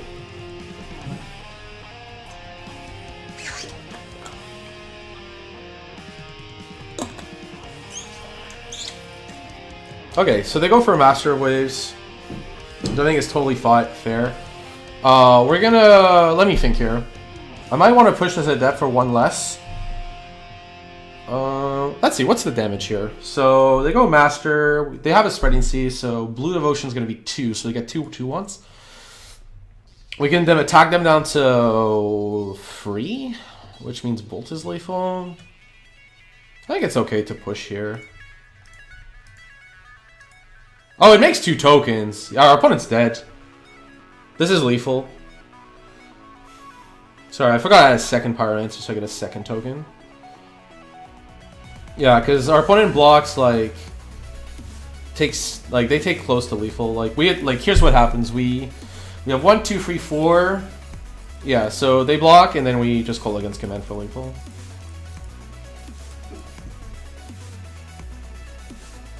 Yeah. My opponent knows they're dead here. I guess, technically, one of my opponents, Disrupting Shoaled me. So they have Disrupting Shoal. Then I lose. Because they have Copal, so I know they have the card. But they have to have Disrupting Shoal, which is super bad, I think, in this matchup. So, we are going to discard a card ourselves, since I don't think our opponent discarding matters much. And then we're going to choose them to take 2 damage. Right, and then we have 6 here.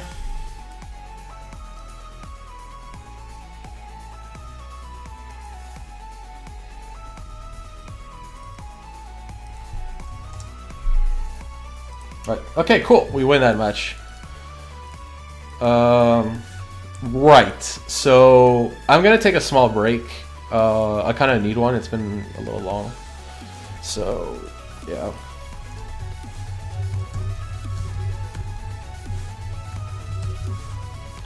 I'll put the deck list out in 1 second. We can close this. I'll put the deck list out to be a bit clearer, so it's not so bad. 1 sec.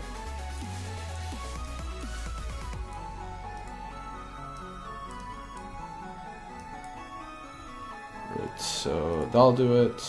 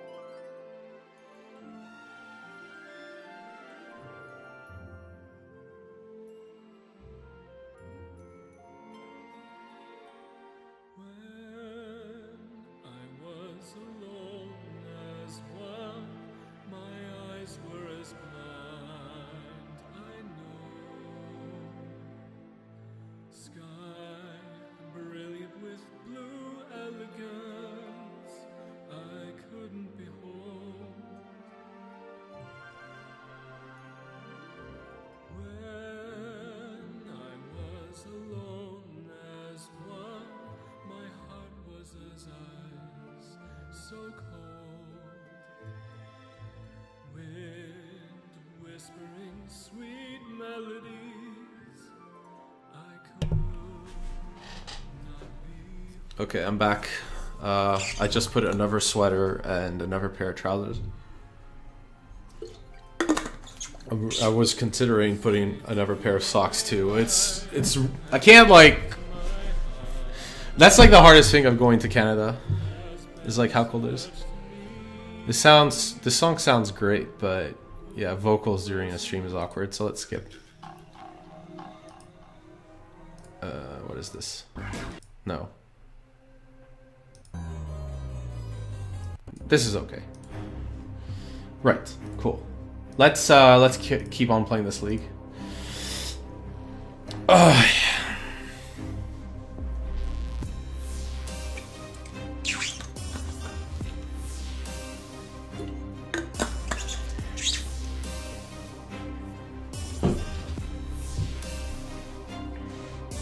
Yeah.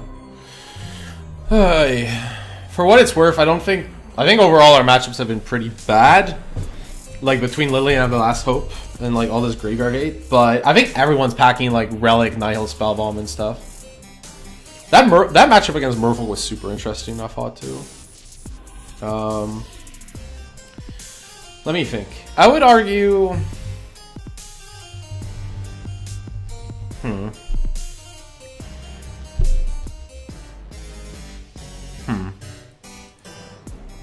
Wow, okay. Yeah.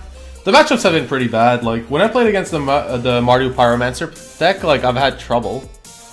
So... maybe I'm playing it wrong? Could be. Like, I'm not, like, holding my spells for Young Pyromancer. Well, this hand is awkward in a lot of ways. Like, Thoughtseize into Blood Moon. I think we still keep, because Thoughtseize is a really good way to catch up. This hand seems really weak, but...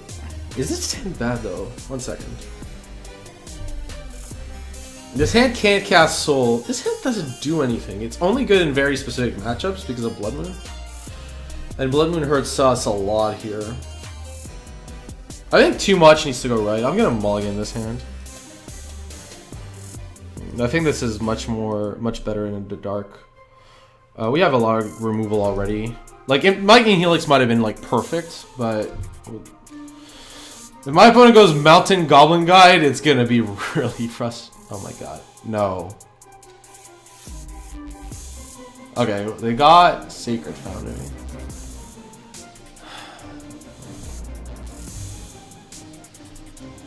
Oh my god. Already wish I had Lightning Helix, basically. That is a big dagger. Also, drawing the swamp means we can't fish the basic swamp. I think it's okay. I want to Thoughtseize this turn. We could be playing like the Mirror. That wouldn't be like unlikely. No, we're against Burn. I bottomed a Lightning Helix. Come on. Silly Spiral. Okay, we're gonna terminate that Swift Sphere next turn.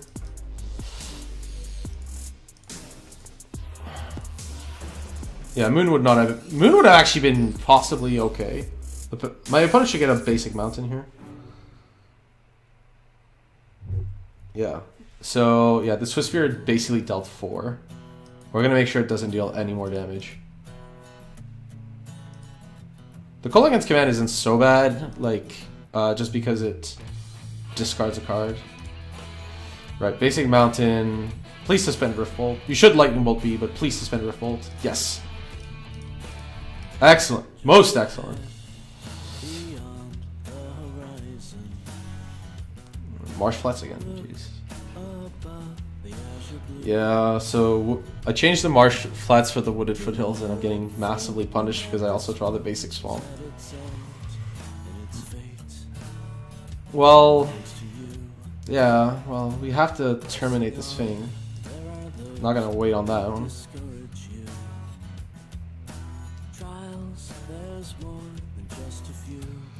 So it's been awkward. It's pretty awkward here. Like, the whole game has been awkward. We bottomed Lightning Helix. Bottoming Lightning Helix in particular was especially great. Right. So they have Lightning Bolt. Thoughtseize isn't good, but it's not getting better, and at least gets a burn spell out of their hand. So it's gaining. It's like gaining us 1 life on average, sometimes 2. It's obviously not a card we want, but yeah. So they Boros Charm us, and we're dead. We're dead. Like, I'm pretty sure, right? Yeah, you can see it. Okay. Whatever. Yeah, that was just awkward. Okay, so we want Fail Push, we want Kambal. They sometimes have Rest in Peace, but it's pretty rare. Blood Moon's obviously not that great. And we don't want Thoughtseizes, so... Okay, we don't want Thoughtseizes at all. Inquisition's really good, though. Let's see, Stoning...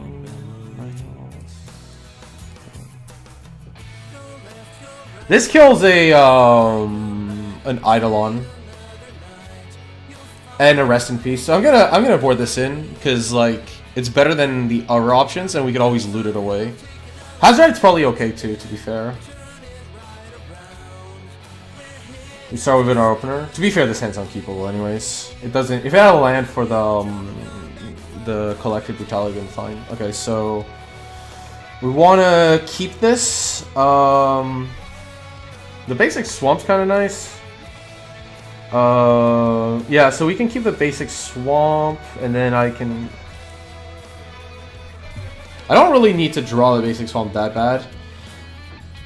I think here I'd rather Inquisition and make sure I get rid of a 1-drop, so... I mean, we'll top it, but we're fetching turn 1 anyways, so...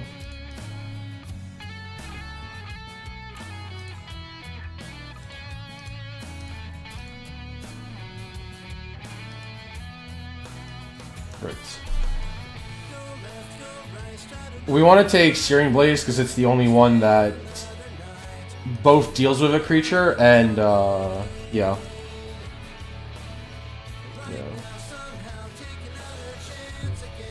Right, so Vantage, pass. Riftbolt, okay. I'm okay with running Pyromancer into Riftbolt, not the end of the world. I could also play a tap Blood Crypt here.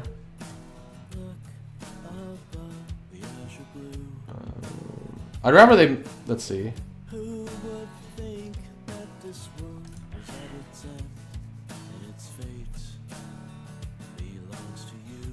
We'll play Young Pyro. I don't really care if my opponent Riftbolts it. If Young Pyroman gets circuit... Like, it's not a lot of value. We just don't have much else going on. Maybe that was wrong because they can just kill this. But they're... Like, yeah, Burn is basically a combo deck. Right, they have to, like, hurt you. They can't, like, kill him. I almost feel, I don't know if this is a troll or not, Searsist, but it's all good. I'm actually not sure, like, people voted for the Mardu Pyromancer deck, and it's interesting. I have more, like, Ponzo is the most popular deck, but that might have been to date. So, okay, so... This is where we want a Faithless Looting. And then we're gonna try... Okay, so we don't want the Blood Crypt anymore. We're gonna fetch a Sacred Foundry. So I don't want the Blood Crypt, and I guess the command is probably better because it kills a creature. So we're gonna lose the Terminate and the Blood Crypt, and I prefer the command here because it, yeah, again, that logic.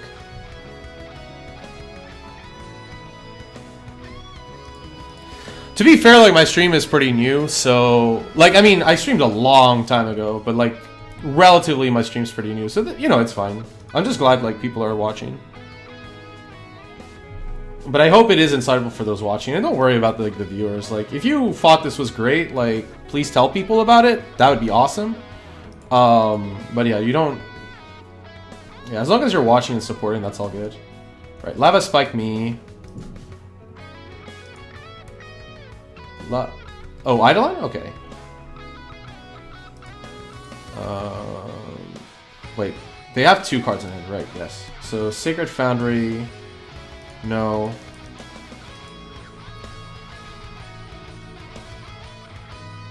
Right.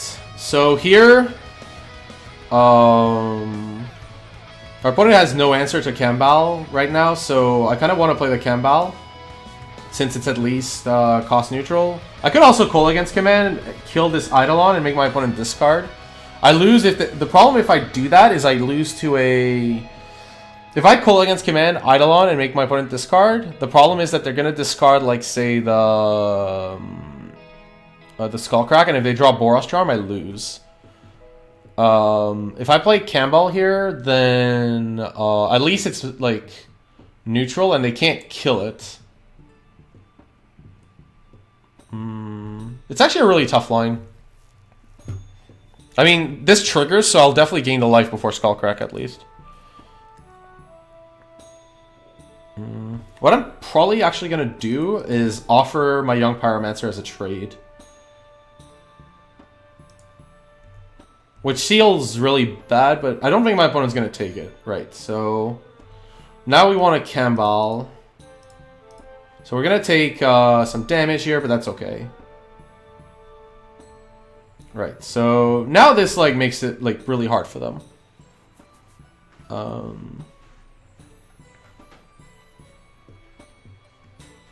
And then we have Cola against command to... Cola against command killing this and making our opponent discard. Okay, they played a land though, so they should... That's the problem, right? Like, they should just use both their cards here. Yeah, they should Skullcrack, but then they take like a lot of damage here. So we're at 6. And then they should Lava Spike us. We don't gain life, but that's okay. We got a free.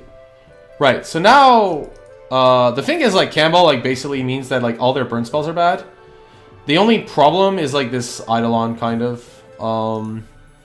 It's really, like... If I was to kill the Eidolon, I guess I could attack with Young Pyro. Yeah. Yeah. I think attacking with Young Pyro here is correct. Because, like, our opponent could... Actually... Let's see, if they Searing Blazed our Elemental, we would be dead. So... think just the Kambal here. I like putting pressure, but I think just the Kambal here is correct. They could Eidolon lock us pretty simply, though. So I have to think if I want to, you know... If I, like, maybe wanted to call against command on their draw step here. Right, so...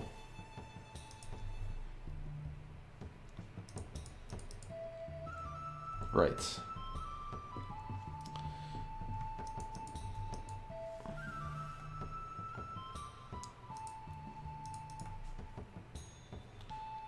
I think we want to attack with the Pyro here, since... Let's see. Do we want to? If it was incorrect last turn, it's incorrect this turn. We probably... Wait.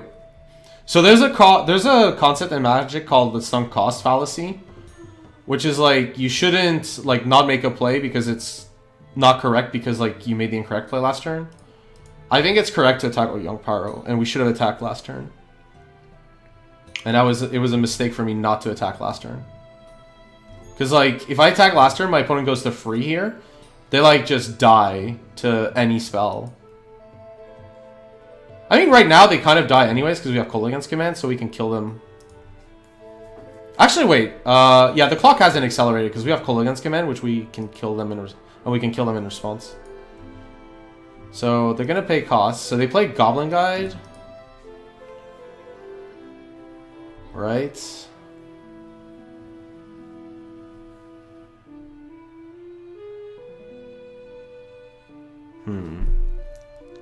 Let me think here. This is a tough one. Wait, no. Our opponent can't cast a spell. They die. Because, like, they're Eidolon locked, essentially, because of Kambal. Yeah, this is over. They're Eidolon locked. As long as we don't... Like, if I attack with everything here... Yeah, we don't want to cast a spell and die. That seems bad. They're Eidolon locked, but apart from, like, if they cast a creature, though, they're not locked anymore. So I kind of, like, could tackle everything, but then, like, the Eidolon lock... This is a really tough... This is actually a really interesting game. I think this whole game, like, I'm not sure I played correctly, but this is a very interesting game. Because, like, now, any spell they cast kind of kills them, but creatures don't. But I can't lose this game, right? Like, how could I lose this game? How can I be, like, 100% win? Like, because if our opponent takes a damage randomly somehow, they lose, but yeah. There's no spell that doesn't kill them. Because we have Campbell and they have Eidolon. So we don't attack. We actually win by not doing anything here. We're 100% to win by doing nothing. Unless our opponent has a creature, that would be awkward, of course. Yeah, because if we play any spell, then Eidolon triggers and we die, so we can't play a spell. This is a very strange game.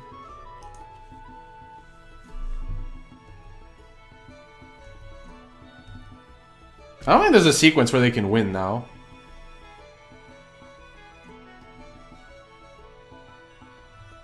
They're like Campbell locked. Unless they have a 4 mana spell in their deck.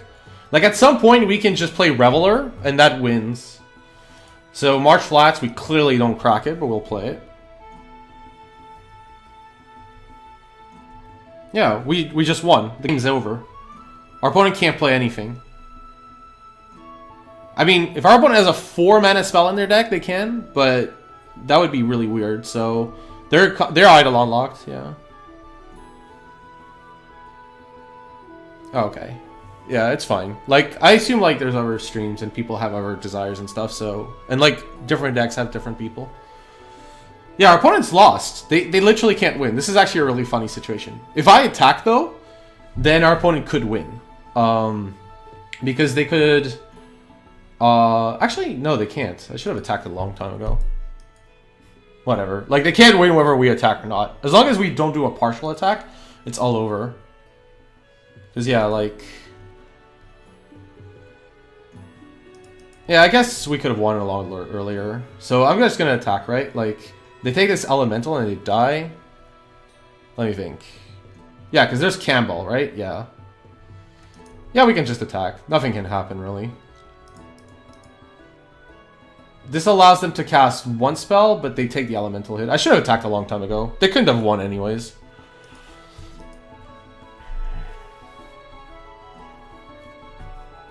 Yeah, this game is over.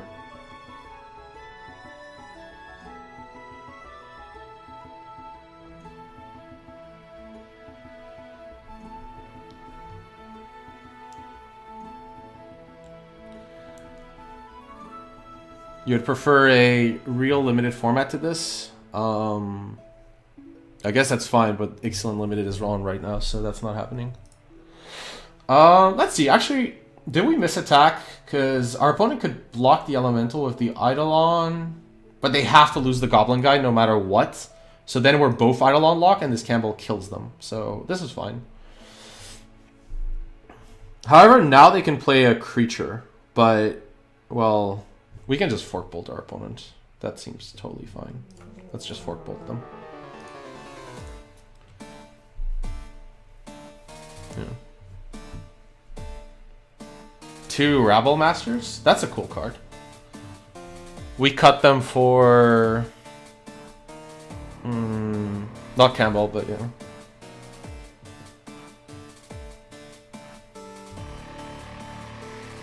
Chandler breaks us from an Eidolon lock, but yeah.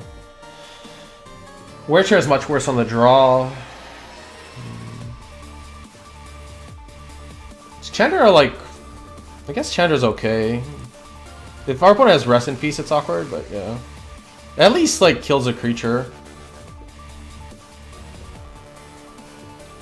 I'm on Cat and Hour was great.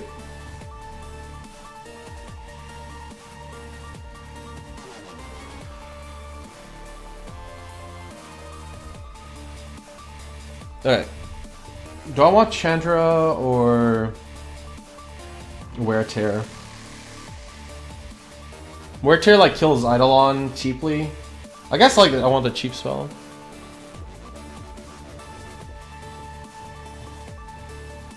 Yeah, I want the cheap spell. Okay.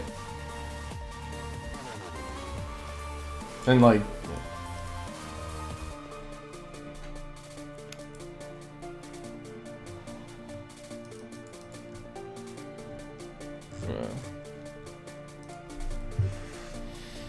I felt like our games against Merfolk and Burn have been very interesting.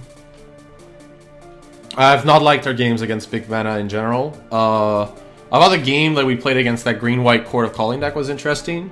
Maybe a little too farcical, but yeah. It was definitely outgrinding us. Keep having this. I don't like this hand with one land, so we're gonna... It does have like multiple bolts to buy us time, and they could Goblin Guide, but I don't like that we have 2 commands and 2 lands is bad. So we do have early interaction, but... One second, we have early interaction. We have 19 lands and 4 Faithless Lootings. That's 20 free. This hand like buys a ton of time. I'm gonna keep. It's a 1-lander, but it's a very good 1-lander. The call against commands are awkward, but they still like get some cards later. Okay, they kept their hand and they bottomed. The only yeah. Right, so... Right, Goblin Guide. Okay, Bloodstained Mire is like literal greatness here. Yeah, I know, mismatched bolts sue me. I think we want to get a basic mountain. We do have like all these... Basic mountain is actually interesting here. What do I want? Do I want that basic mountain, or do I really need a black? I don't want to take 2 damage randomly. That's the thing. I think it's fine to get a basic mountain, but it's super awkward, of course. Let's just pass.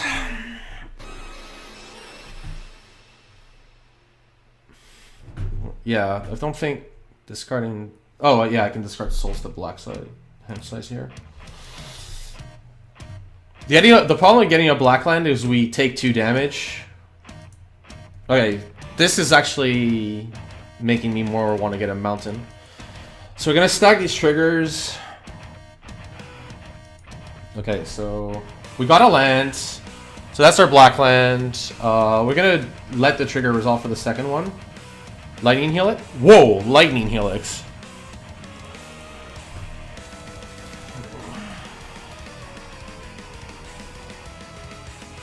Oh, this is a really hard sequence. I think with any other card I would have shuffled. Lightning Helix is super hard because basically Lightning Helix is like 2 cards in a matchup like this, but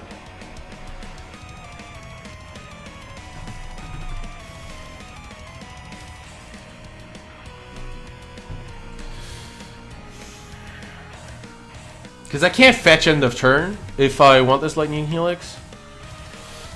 So... What the hell just happened? Sorry, my screen like did something weird. Nothing wrong, but yeah, it was weird. Okay.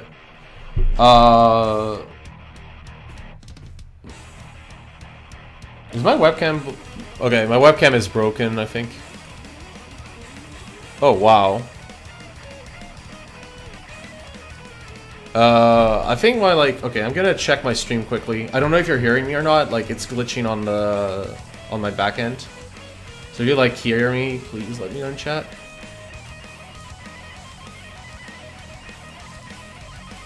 Looks okay to you? Okay, so it's fine. My program seems to have frozen, but if it's still streaming fine, that's fine. Okay, so we have a really hard turn. We have to basically figure out if we want to, yeah, like, are you still seeing the mouse move on the screen? Like, yeah. But you can hear me, so the microphone at least, yeah, the mic is working. I think here, end of turn, like, this is hard, because Lightning Helix is really good, but if I get Lightning Helix, I can't shuffle, so I'm taking 2 damage anyways. And I really need to like start bolting these guides. So I'm just gonna get a basic mountain here and accept that I'll lose lightning helix. Okay, so you can see the screen. Okay, that's fine. As long as you can see it, it's fine. Right, so we're gonna lightning bolt. It's really awkward. It's because of how our mana works that I had to do this. Right.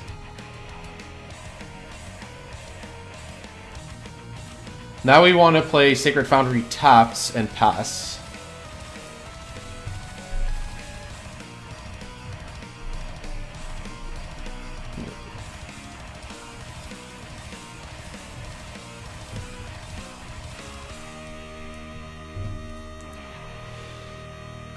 Our opponent's like stuck on mana, which means they have all spells too. Okay, so Goblin Guide attacks. Bedlam Reveler is pretty good here, so we're gonna Lightning Bolt the guide, of course. And we're gonna get a basic swamp to flash to 1 second. Rift Bolt? Okay.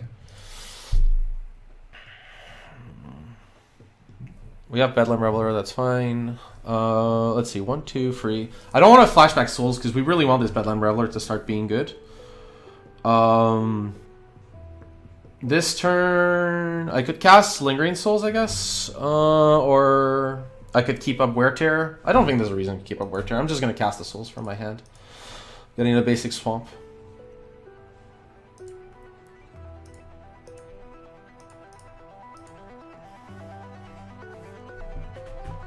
It's a bit awkward in that it gives their opponent a target for Searing Blaze, but they're always going to have one, so...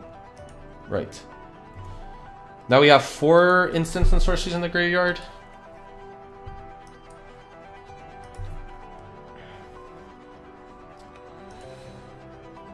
Right, Rift Bolt again. Now we want to... Right, Acquisition of Kozilek here is great because it allows us to play Young Pyromancer and Inquisition our opponents. We need to start putting pressure, plus make sure our opponent's hand size gets dealt with. Wow, Firewalkers. Huh, this is interesting. The Firewalkers are super interesting here.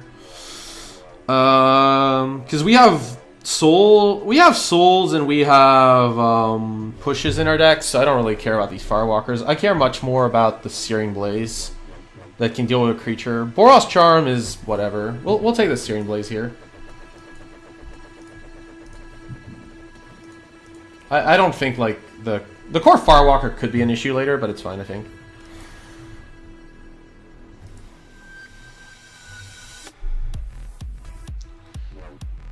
Yeah, I'm probably gonna aggressively Bedlam Reveler since our hand is just not adapted for. Okay, so they got there, so they have Boros Charm.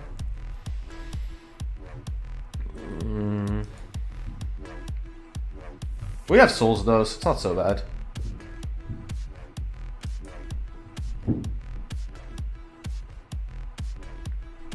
Opponent played Boros Charm. Right, so now I need to figure out... I don't really care about the Firewalkers in my opponent's hand. 1, 2, 3, 4, 5. So Bedlam Reveler right now would be max. I think that's fine. I think these Call Against commands are slow and not really doing anything. The Wear Tear is obviously not doing anything, and I don't think doing souls is correct here, so I'm just gonna like Bedlam Reveler my hand away. Oh, I should have played the land. No, I shouldn't have. Like, I could draw into a land that because like, yeah, I don't really want to play lands. Right. I can play the Marsh Flats, but we can't get a basic swamp, so I don't like taking 1 damage here. I think it's... And we might want to like mega kick this, so I'm just going to attack with what I have so far. As long as our opponent doesn't rip another Boros Charm, we should be fine. Yeah, like, that's basically what kills us, is another Boros Charm here. Otherwise, we win.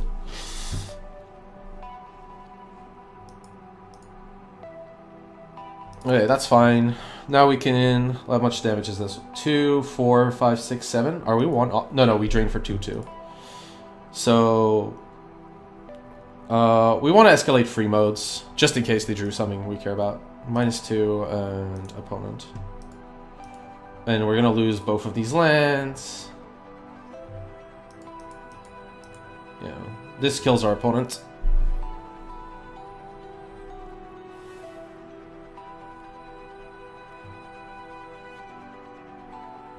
Right, we win. Cool. I thought both of those matches were actually super interesting. So, it feels like I can change things, but my screen is frozen, so 1 second. There we go, there we go, there we go. Sorry for like the small blink there. Like the screen was frozen to me because of like the... I think like my second screen like started going weird. I guess I was thinking so long that like the screen wasn't moving.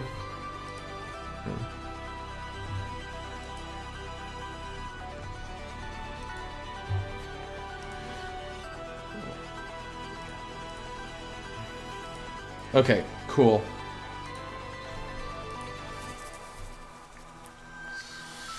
Double Bedlam, Souls. This hand doesn't look good. I think I'm getting better at the mulligan section of this deck. But yeah, this hand is... I mean, this hand would be incredible against an aggro deck. Or like a mid-range deck, but... On the draw... If we're like against a non-interactive deck, we just lose. So I'm gonna mulligan. This is much better. Keep. We're gonna keep Souls, of course, since that's a perfect card to lose on looting.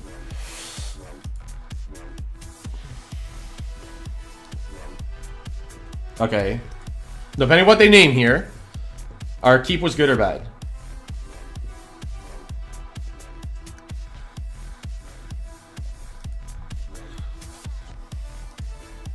Human. Okay, our mulligan was... Mulligan was probably correct. Like, yeah.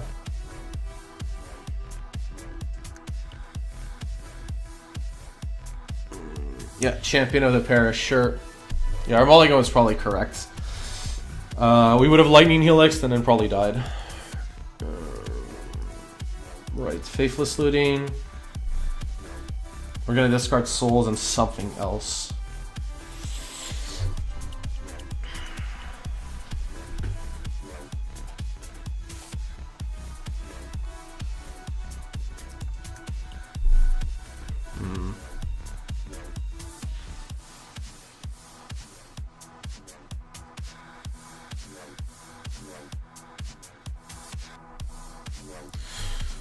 Our opponents should probably F6 a little more since, you know, they're playing a deck that's sorcery speed. There's no real point to not F6ing here. Yeah, to be fair, I've been distracted before. I shouldn't say much.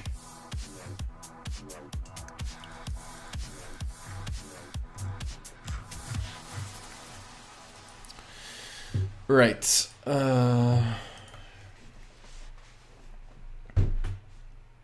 This is taking a while. Opponent disconnected. Yes, good point. Thank you. That makes sense. Okay, we'll wait. While we wait, I'll talk about my thoughts on this deck. We're playing like our 9th, 10th round now. It might be that I'm playing it incorrectly. It might be that our matchups were bad. I just feel with the amount of graveyard hate in Mar, it's just such a good game 1 deck. Like game 1, this deck is very, very powerful. Except like in a few matchups, and then your game 2 and 3 matchups are pretty good. So I've really liked this deck game 1. I've been less enamored for the post-board games, especially with the first version. Like a lot of the cards felt bad. And it felt like Relic of Progenitus was good enough to stop us, like stop Bedlam Reveler cold a lot of the time. You could play around with Lingering Souls and stuff. So it felt like you want alternative threats in your board. And I think like it's really awkward because we haven't faced the matchups where I would have wanted to board Enchantra or Hazoret. With the exception of the Tron deck we lost to. But like if we had access to those cards in the first series of matches, we would have had a really... like a good shot at like winning those matches, but we ended up not doing so because of how the games played out. And a lot of the times the games were some really hard to deal with permanent, like a Liliana of the Last Hope, or something that like dealt with our board, and then combine that with Graveyard Hate, like a Relic of Progenitus, or yeah. Okay, Lightning Bolt is a very good draw. We're gonna lose Souls and a Mountain.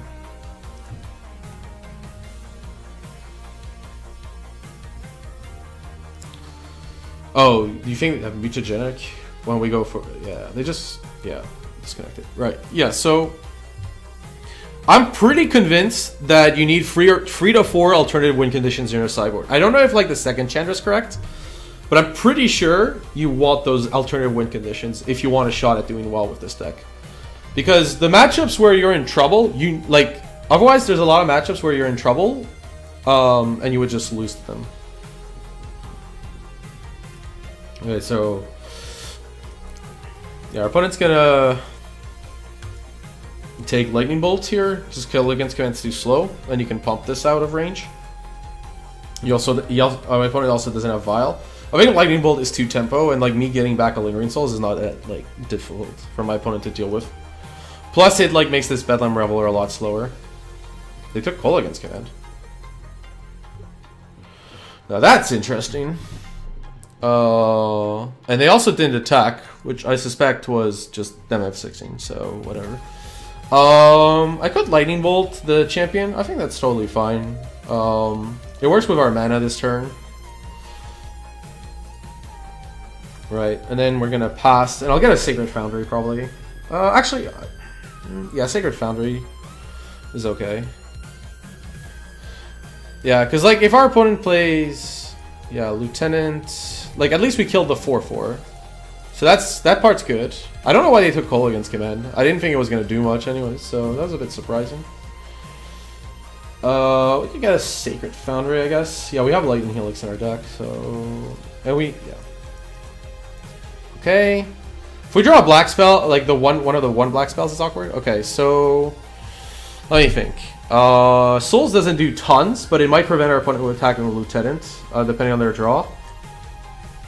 It does like remove an instant, which is important with Reveler, but I think we want like a board presence at some point. And we'll play Bloodstained Mire and shit.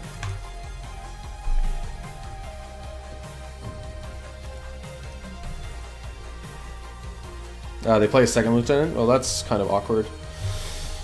Yeah, second Lieutenant's awkward. Right, so I'm gonna get a Blood Crypt tapped here. That land sequence might have been wrong, because now I want a Faithless Looting, but with the Mountain. Do I accept that I just need more mana anyways? Yeah, probably. Okay, we'll loot here. I don't want Blackleaf Cliffs, and the second Reveler's bad. So we're gonna discard those two. And then I'm gonna Inquisition our opponent. What the hell? Guessing Malcontents. Okay, well, we're not beating any of this. Like, I guess, like, I guess I'd take the Mantis Rider. No, I died to like any of these cards. Like, it's so bad. Oh dear God. I mean, oh yeah, I guess the Malcontents is direct damage, so I should take it, but I died to I think if our opponent casts Mantis Rider, I can't win. I just have to hope my opponent draws like another free drop. Which is not happening. I mean, it could. It's an out. Right. So they attack with both of these. I could take the damage here, but yeah, it's not looking good. I think it's fine. Vial? Okay, well, Vial's a little... They could have drawn Vial, that's fair. Bedlam Reveler is so expensive right now. Ugh. I guess I could Thoughtseize my opponent. We're not... Take the Mantis Rider. Play Blood Crypt tapped. They don't know our hand, which is why I did this play. We lose to any human though, but like our opponent might not. Sorry, our opponent may not attempt. Oh, we're dead. We're just dead. Since there's 3 attackers, 2 blockers. Yeah, whatever. Can't win. Right, cool. Yeah, it is possible that this deck is just not good. I agree. Right. Blood Moon against humans is okay. You don't want Stony Silence, but we have Cole against command anyways. Collective is pretty bad against humans. Fatal Push is good though. Chandra can be okay, but it's expensive. I like cutting 1 Reveler. Fork Bolt is important. Lightning. Other Rule is kind of important. Lingering Souls is less important than usual. Yeah.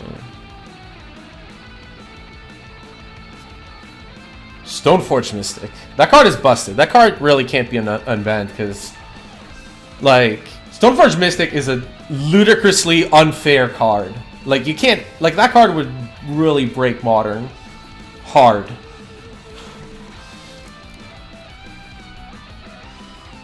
Yeah.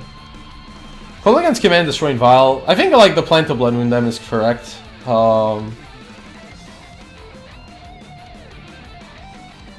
Sure, submit.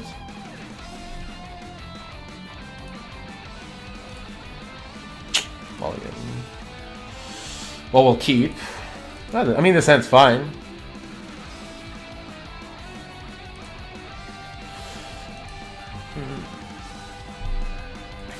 I don't. Yeah, the band discussion stuff is always fun, but like, yeah. But like, Stoneforge Mystic is just a busted card. Like, it's like card neutral and like cheat stuff in play. Like, it's clearly a busted card.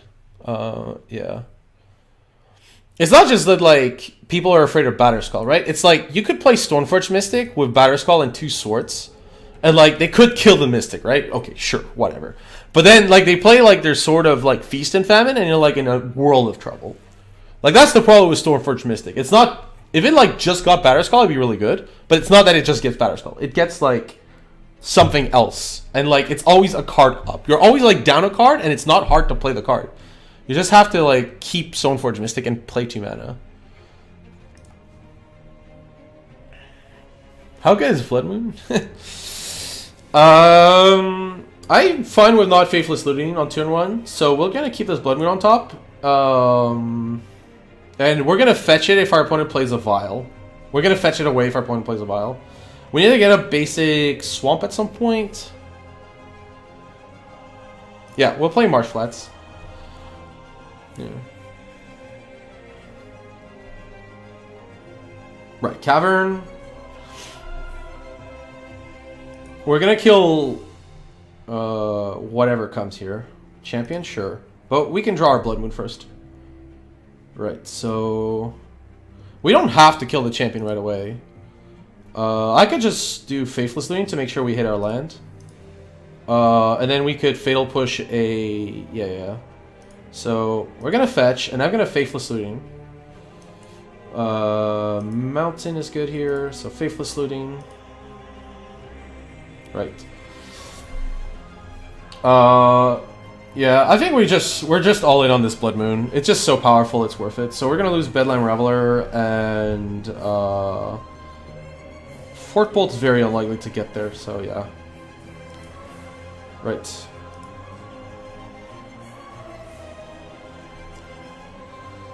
Like, if our opponent doesn't have a basic, like, Blood Moon is kind of lights out, so it's fine.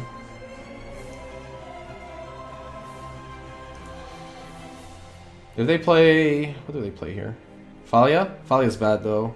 Maybe I shouldn't have looting because Thalia's a thing. Anyways, let's just get our Swamp and kill this champion. We're gonna have to kill it anyways. Right, so now we have Lightning Bolt and Push, so we play our Mire and pass. And then we can kill anything with Push and Bolt.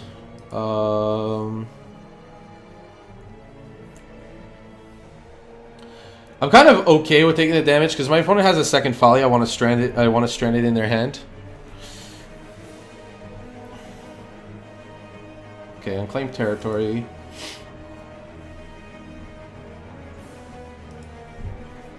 Like, we're not winning a normal game of Magic, so that's why I'm doing this. Let's see what they play here. They can play Melee Mage, and I don't really care. You can name one a Fatal Push or Lightning Bolt, that's fine. Yeah, sure. Comes into play. You name one, I'll play the other, and then I will Killing Flower. Oh, right. That may not work. Blood Moon? Oh, well, that's... Thank you for that.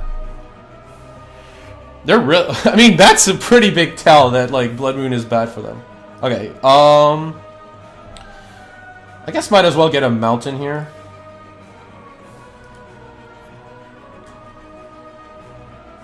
Right.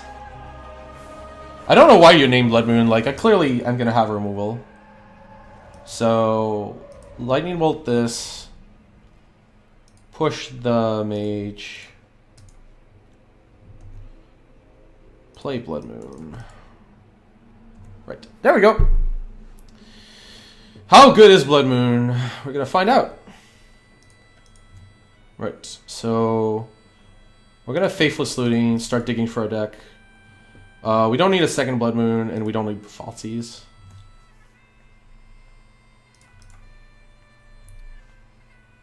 If he has the out to Blood Moon, that is a bluff, but like I'm still like incentivized to kill both. It would be really funny if it was a bluff though. Right, we have Lingering Souls, which we can't cast of course, but a Faithless Looting would solve that problem. One we don't have. Yeah. He could play Kessig Malcontents. I think I'm okay with that. Since I'm pretty certain I would win if my opponent goes Kessig Malcontents with Terminate. I'm pretty sure I have more removal than my opponent has. Yeah. Gravedigger's Cage? Okay. Well, that's important to know. Yeah, I'm probably going to bolt my opponent here. Gravedigger's Cage is a really important card to know about. Since it means if they have Cage, then Reveler's good, but Souls is less good. Right, well, we can play this. Yeah, so, yeah, Cage is an interesting one. Right. Reveler's pretty good here. We're just gonna cast it. It doesn't allow... Like, the Terminate goes, but it's okay. Right, we can draw into more Revelers. Yeah. Right, if their removal is Cage, then the Revelers are pretty good. I don't want many, but yeah.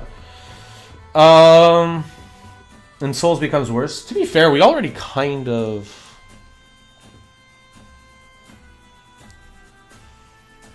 We have Kill Against Command for Cage. I don't really care. I want to hold the lands for lootings. Yeah, that's fair, I guess. I should hold one land at least, because it's very easy to... one land. I don't think I should hold two, but one is correct.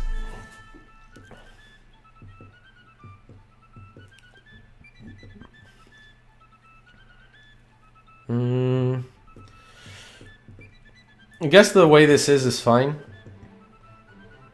Like, Cage stops Souls, but not much else. If they don't have Relic and they're not hurting our graveyard, then Reveler becomes good. But we have Blood Moons. I don't want to make our deck too clunky. I think this is fine as is. No, we want we want like 3 of each of these pieces. This is fine.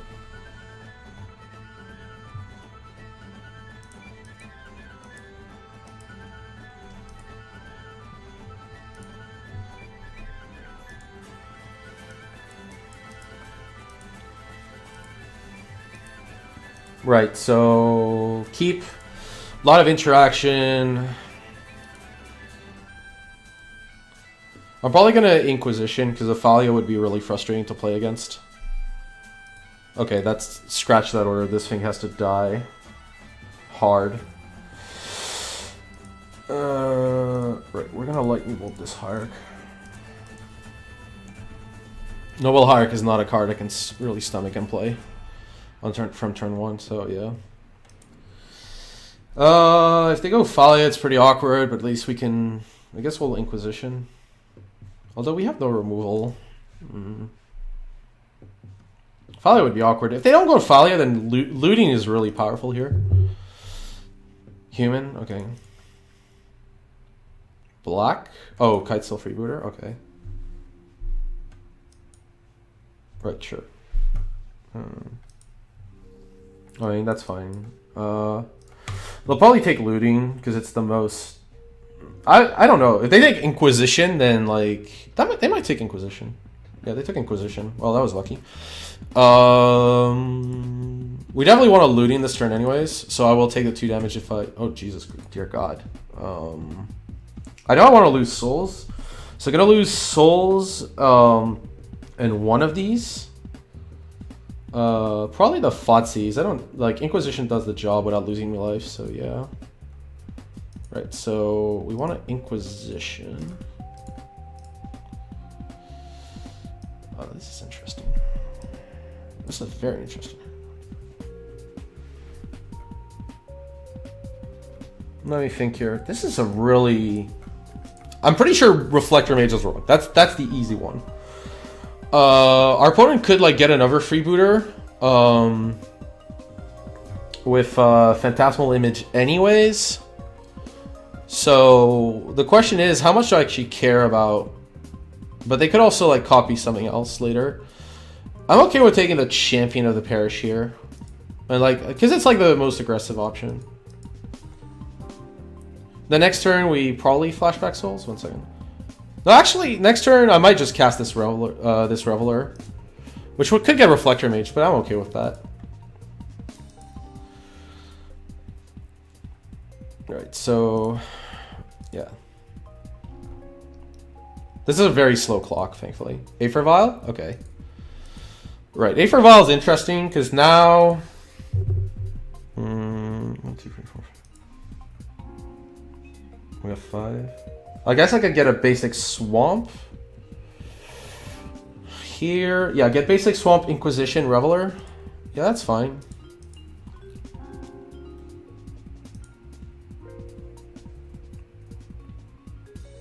Yeah. And for the person who asked me what car I drive, I grew up in Europe and never really got my license. So yeah, that kind of summarizes that. Let's see. I don't really mind if they Reflector Mage to the Bedlam Reveler, so I guess Image is the highest utility. So we're gonna take the Image. It's not that like I don't really want them to have Vial plus Image. That just seems like an invitation to disaster. Right, so Reveler. I could have also Lingering Souls and had the white land, I guess, but yeah. Right, so now I can like also Fiddle Push this Kitesail. Oh no, now they're gonna like play their Kitesail.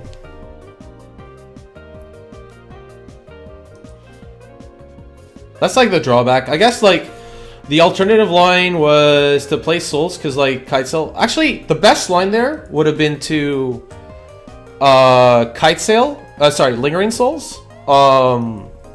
Then, because our opponent can't really take the card in our hand, so it would have been to Inquisition plus Lingering Souls. And then after going Inquisition plus Lingering Souls, we should, then the Kitesail does nothing. So we take the Image, and then we play Reveler, and then we can play whatever we draw off the top. So yeah, that was a mistake from my part. Thankfully, we got extraordinarily lucky. So... Our opponent has a mystery card in hand. So, at this point, I want a Kolaghan's Command destroying the Vial and killing the freebooter. So, destroy and kill the freebooter. Getting prowess. We're going to play a Blackleaf Cliffs because I want access to 4 mana, and that'll be my last mana. Yeah, killing the Vial is super powerful. Yeah, and eventually we can like just push, get back our Inquisition. Okay, so our opponent has 2 cards, one of which is a spell. So what is this? Kimball? This is probably Kimball. Or Sin Collector. Wow, Sin Collector. Okay, I did not expect that to be the last card. Right. Well, it's what it is. It's fine. Not the end of the world. Terminate is interesting. We could terminate. Get back Inquisition. And get Reflector Mage. Or I could keep Terminate for something else. No, I think that's fine. Lingering Souls. Oh, wait. I mean, they have Reflector Mage, so they can only play one card. I don't really care if my opponent Reflector Mage is a bedlam. That's actually probably better for me. So I'm gonna like just cast this Lingering Souls. And we're gonna keep the Terminate for a big creature rather than this Kite Sail. If my opponent like goes land Reflector Mage, so be it. Like then like we're so far ahead it doesn't really matter. If they bounce token, that's fine. Like, my point still stands that this Terminate should kill, like, a big creature. So, like, if they play Reflector Mage and they don't have a land, then we can... Yeah, I don't really mind if a token dies. Like, that's not the end of the world. Right, so they Reflector Mage, like, probably a token here. And we can, like, still kill the Freebooter, Inquisition, our opponent's last card. And now the question is, like, do I take 1 to deal 1 with the Terminate? I think it's, like, because I want to cast Faithless Looting, I'll just Terminate here. Right, okay, so... now we want an Inquisition of Kozilek. Prowess. Right, we take this Folly Heretic Kafar, which would have been a problem. Then we... Faithless Looting away... these 2 lands for these 2 spells, and we attack for 5. 5. Alright, we have Lightning Bolt. We could attack with a Spirit as well. Let's just kill our opponent fast. The push isn't that great right now, but it's good if they have like a Meddling Mage for Bolt. So like it's good, like it's not good now, but it's good like in theory later. Right, so if they play Freebooter, like, yeah, okay, they played their first Freebooter, they just drew that, that's fine. Like, they should take Fatal Push, because Lightning Bolting this is, like, irrelevant, so they should take Fatal Push here, because, like, Fatal Push just kills this for no value, and then my opponent dies. Okay, whatever. Well, not bad, huh? That attack kills you. Like, that was not the sequence you wanted.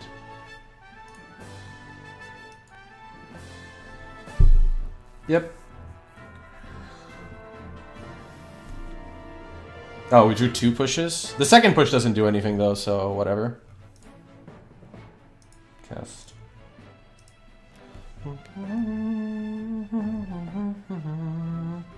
So we could remove the blocking choice from our opponent, but that's not quite what we're doing. I don't want to like use this Lightning Bolt on our creature right now. We're just going to threaten lethal, and then our opponent's forced to block.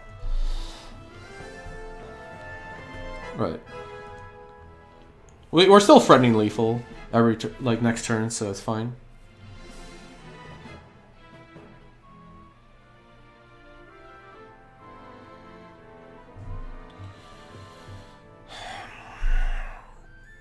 Create a tapped zombie? My god. My opponent's at 5. I could just like kill them with like spirits. This is tough. I mean, I guess I could just kill this and if they block. I'd rather try to kill my opponent in 2 turns with a spirit and keep the bolt for that. I don't really want a Faithless Looting, but I guess we could draw into, like, lethal.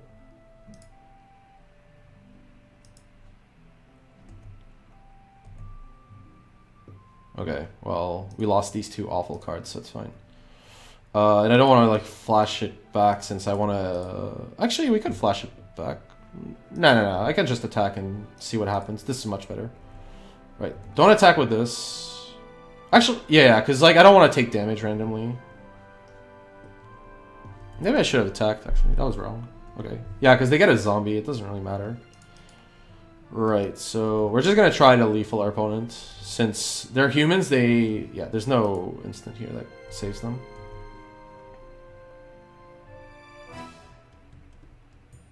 Sure. No way. They haven't. Is it Static Caster?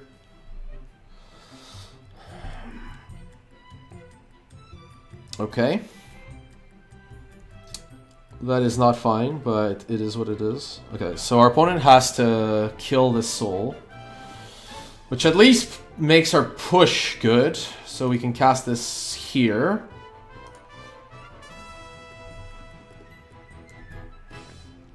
Right, they get a zombie. I should have attacked both turns. That was wrong. Okay. I guess I still have Terminate and Bolt, so I should pass.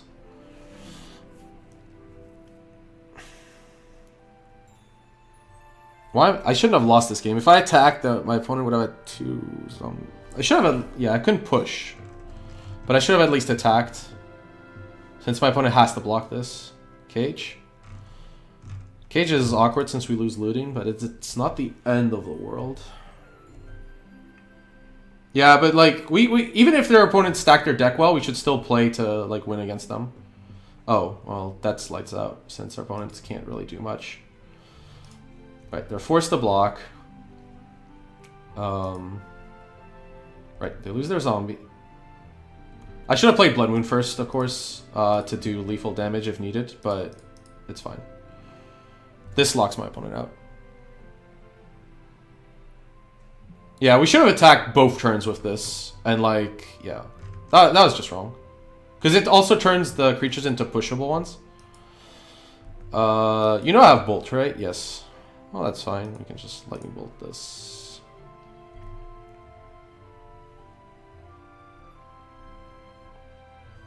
Yep. Okay. 3-1. I think the funny part is we didn't really change our deck. Wait, did we go 1-4 in the last? Yeah. We had a win that we had a loss that was counted as win, right? The funny thing is, I don't think like the cards I changed really changed the deck, so it just feels like we faced better matchups. And a little more experience from mulligans, I guess. Like, I'm not keeping these hands anymore. Oh, I mean, this hand is... we can keep this. Bedline Roller, we don't want you right now. You're, like, better later. It's not a good Reveler hand. Verdant Catacomb... Not usually... Okay, that's not a good Verdant Catacomb for us. Fotsies.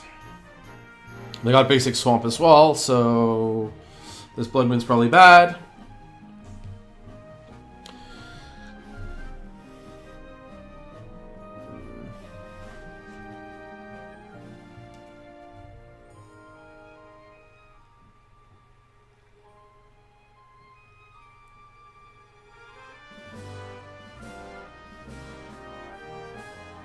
Turns out our first hand would have been insane. When your opponent plays Fotsies, the double Lingering Soul hands are usually insanely good. But in the dark, I think that hand was too slow. Like, there were too many matchups where that hand would have done nothing. Like, you're only good... That hand was only good against mid-range. It was very bad against everything else. Like, any combo or big mana deck, like, crushes you. And even, like, a creature deck, you only have Water and Will spell, and, like, they can beat Lingering Souls. Yeah, you take your own Pyromancer here, I'm pretty sure, because you have basic Swamp. Right, play Marsh Flats and pass.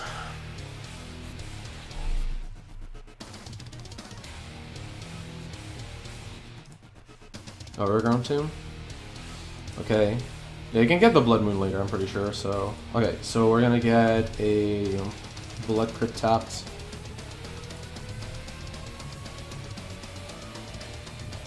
Maybe I should have waited on the land, because it was very unlikely I was gonna play anything the following turn.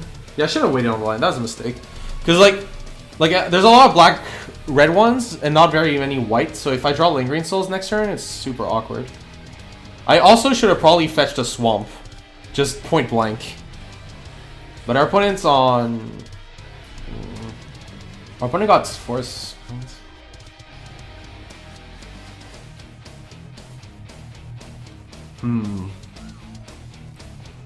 Yeah, I made a huge mistake. I should have gotten a basic Swamp for the Blood Moon. Okay, so we're gonna discard a mountain here most likely, since that leaves the most options open. Actually, 1 second, because I might want to. No, I can call against command end of turn, so mountain's okay here.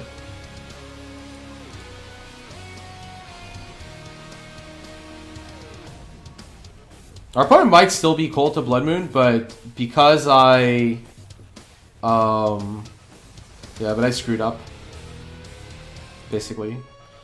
I could kill Liliana, but I think it's better to discard, make sure our opponent doesn't have like another card. Like discards another card, and we can call against command plus Lightning Bolt. I can also discard this Fork Bolt, it doesn't do much. Actually, 1 second. I want to... What's my plan? Because I want to get Young Pyromancer. If I draw a land, this is actually kind of insane. So yeah, we'll discard the Blood Moon here, because I don't think it does much. Right, Maelstrom Pulse, okay. And then we want to call against command, returning Young Pyromancer. Okay, our opponent. And killing Scavenging Ooze. And then we can kill Liliana. Right. Right, we have to, like, yeah. I'm pretty sure returning Young Pyromancer here is correct. So we're gonna return target creature card, and we're gonna deal 2 damage to Scavenging Ooze. So Young Pyromancer's back, and Scavenging Ooze takes some damage.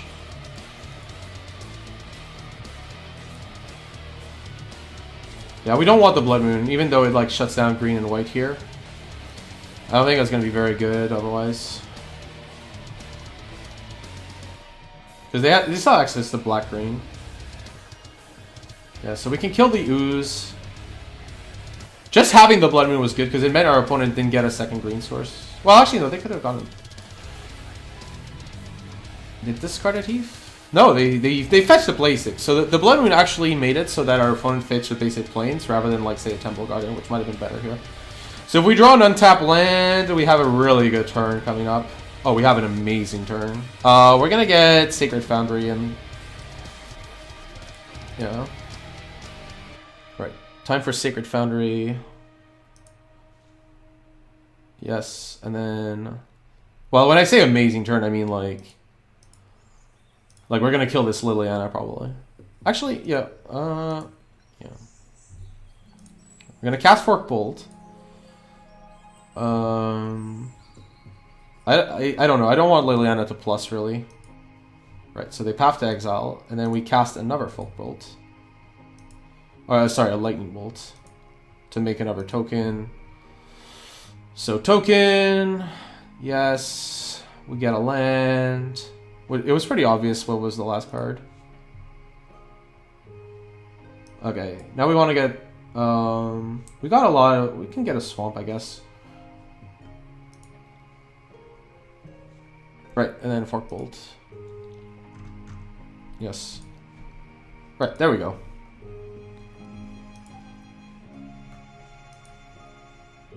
Lingering? Oh my god, that's the top deck? Lingering Souls? I mean, we have one too. Okay, looting here is hard. I don't really want to cast looting this turn, so I'm just gonna attack with these elementals. The reason I want to cast it is, like, while milling 2 cards is good, I'd rather wait until like I draw the next card, because, like, if it's souls, like, if it's a bad card, we can get rid of it. I think we just want value here. What does our opponent do here? Yeah, Flashback Souls. It might have been correct to just attack with Shambling Vent here. Right, exactly. So now we can get rid of this Misa. I know technically we would have drawn it, but... Right, so loot. We could have also drawn a Young Pyromancer. Right, so here we discard... I want to keep the Lightning Bolt for the Shambling Vent, so we're going to discard... Souls. Yeah, and then we're going to... Flashback Souls. Then we're gonna... Yeah, our opponent could, like, draw one of a million, like, powerful creatures, but... Yeah, hopefully... Yeah, so we're gonna just trade, and they drew a good creature here. They drew a good creature because they're not attacking with Shambling Vent. If it's Scavenging Ooze, it's super awkward. If it's Dark Confidant, it's obviously fine. Right, Marsh Flats. Okay, this looks pretty big, actually. Okay. Oh my god, Lingering Souls? Okay, well, great.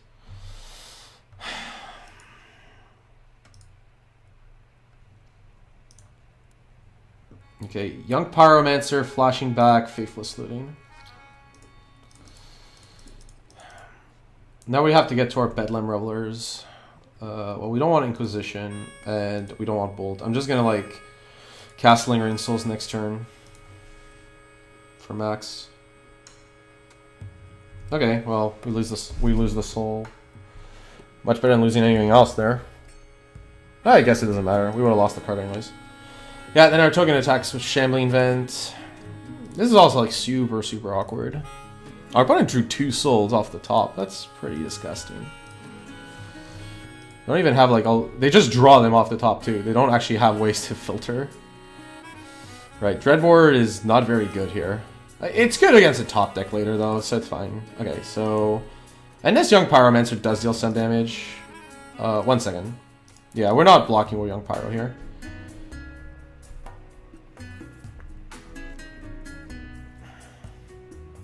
Yeah, okay, they drew a good card. Which is good because we have Dreadboard. So I'd rather they draw like a creature or something we can kill. Right, so trade.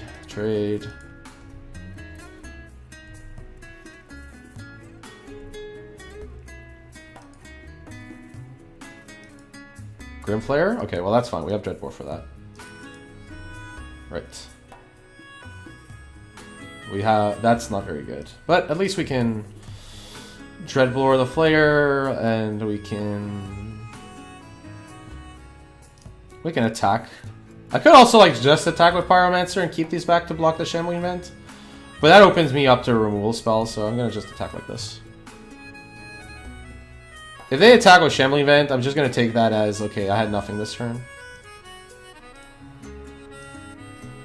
Yeah, okay, that's fine. We're just gonna block Shambling Vent. I think every life point matters. Because like if they draw... Actually, if they drew pushed, it would just kill the Pyromancer, so I probably should have just blocked with the Elementals. Like, not attacked. Because like the way this worked out was bad for me.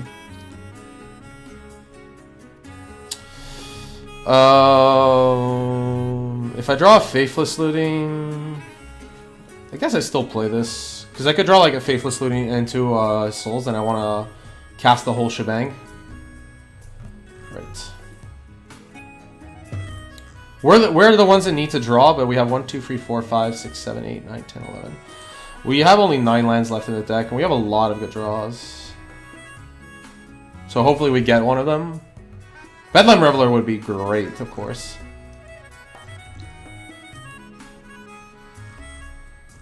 What is this? Abrupt Decay? Yeah, that's fine. Okay, we're gonna prevent the damage to not die horribly too fast. Right, so we need to draw like something not horrible. Okay, that's definitely way better than normal. I mean, our opponent drew souls without any filter, so at some point we should draw ours. Well, we had 2, I guess. We got... yeah, that's fair. We got fortunate on the souls. I don't want to attack here, because I can just trade everything for the Shambling Vents and the souls, right? Like 2 and... yeah.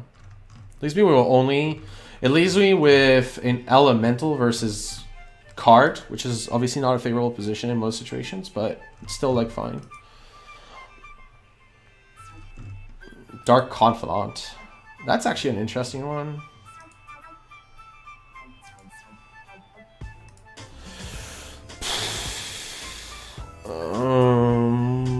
Now I don't really want to play the Myers. I was gonna stay back. Staying back is really awkward here, but I think I'm gonna stay back because we want to kill the Vent potentially.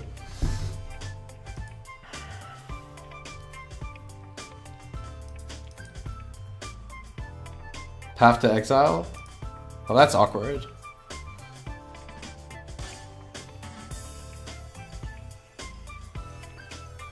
We flooded pretty horribly. Like... because we discarded at least 1 or 2 lands to looting, so that was That's a pretty horrible... No, one land, yeah. We flooded pretty horribly. I think you're supposed to win the mid-range mirrors, because, like... all the cards on both sides kind of do the exact same thing, except that... you have, like, treasure cruises, and, yeah... I'm pretty sure we're supposed to beat Abzan, because I don't think they play 4 souls. And we do, so we trap that. Animate this, yeah. Right, animate Shambling Vent. I mean, it's very likely I have nothing, but this attack could be risky. Depending what happens here. Okay, so they attack with the spirits. I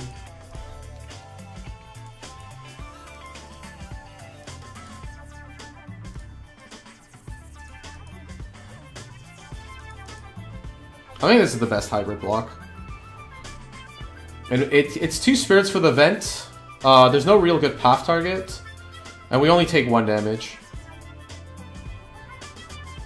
And it leaves us with creatures to fight the Dark Confidant. They drew like a Grimflayer or Targoyf. We're in insanely bad shape though.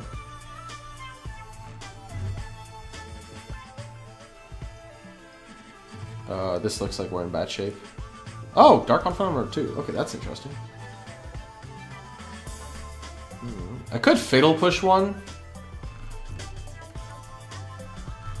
Our opponent has Path to Exile, so we can't really attack.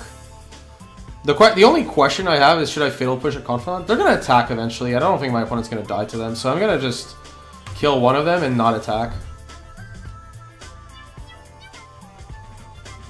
Yeah, we're just hoping pretty hard to draw Reveler or Looting. Either of those cards would be great. Okay, Blooming Marsh, sure.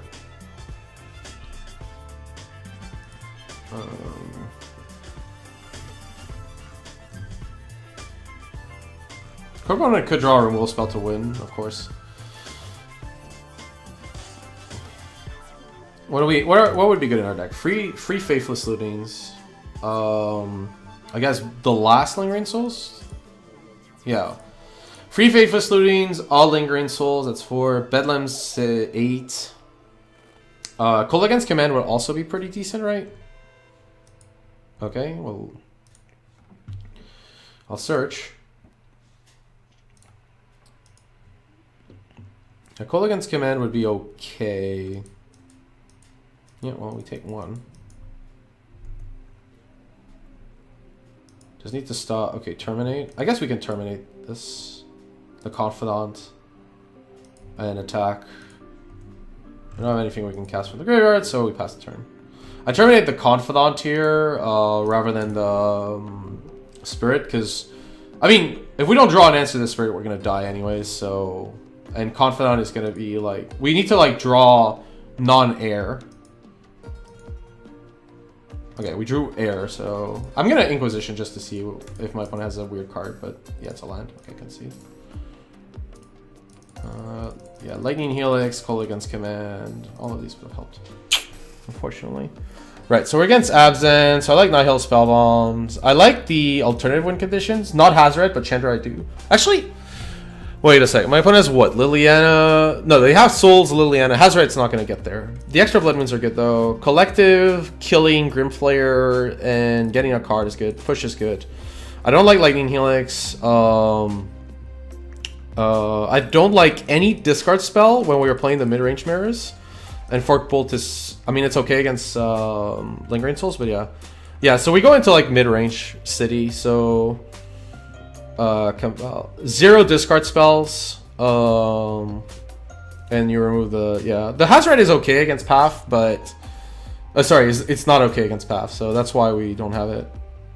Yeah, we just want to Blood Moon them and kill them like that. Okay, this is good.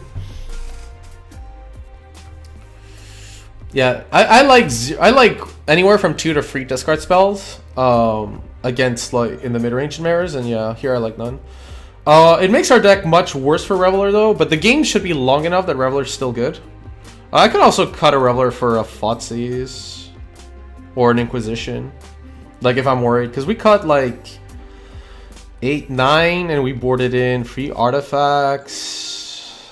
What? Yeah, free artifacts, 2 enchantments, 5, 2 planeswalkers, 6, 7. We put in a push and a brutality. Yeah. I don't like discard spells though. I think 4 Reveler's fine. Abzan usually plays Nihil, but like less than usual. I guess like 1 or 2 discard spells is fine, but not many. Right, so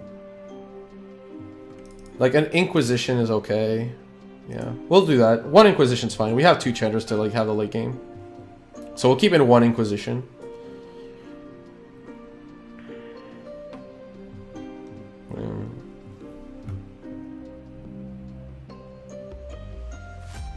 Revo is like super good. It's just like our opponent probably has Graveyard Hate, and I don't want too much clunk.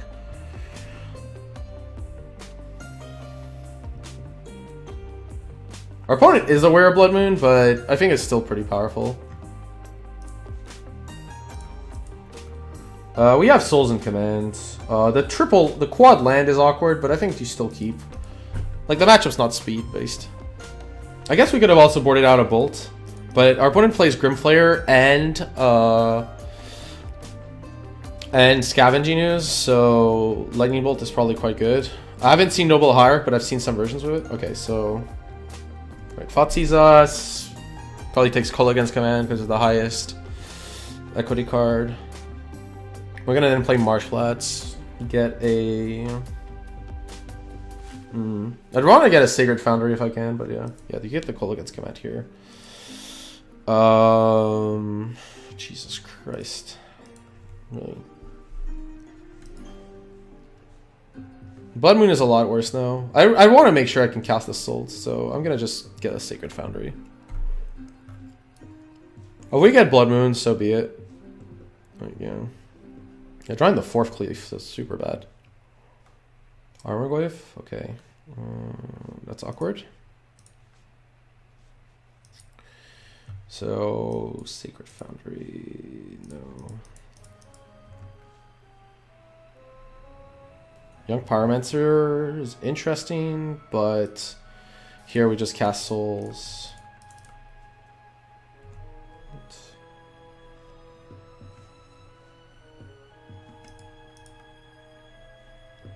I mean, we have 4 Fatal Push and some... Yeah, okay, you can Inquisition away my Pyromancer, sadly. Which is a creature, so it boosts the Goyf. Right. Yeah, we should have boarded out 1 or 2 Lightning Bolts and kept an Inquisition or 2. It's better to like remove discard spells. Like I think you should board out as many as possible in mid-range mirrors. But Lightning Bolt is really good against non-Goyf threats that my opponent could have. Fotsees are Bolt? Okay, that's fine. Fotsee's the Bolt because like I can cast it otherwise. Yeah, just take 4. I'm gonna cast Lingering Souls here. Well, sorry, I'm gonna attack first. Then I'm gonna cast Souls. And then I'm gonna play Blackleaf Cliffs, and next turn my plan is to cast 2 Souls, and we're gonna hope that's good enough. My opponent has like Maelstrom Pulse. That's awkward, I guess. Like they have it. I don't know what else to say. Like, I guess I would play a Bedlam Reveler if I drew 1 here. Okay, yeah, our opponent like was not vulnerable to Blood Moon at all.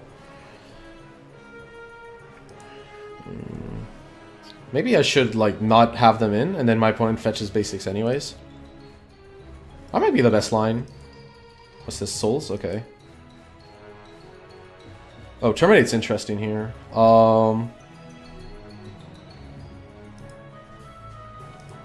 I think I'm gonna like do a hybrid play of like attack and see what happens here, and then flashback Souls and probably terminate the Goyf. Right, flashback Souls, and then we can terminate the Goyf next turn.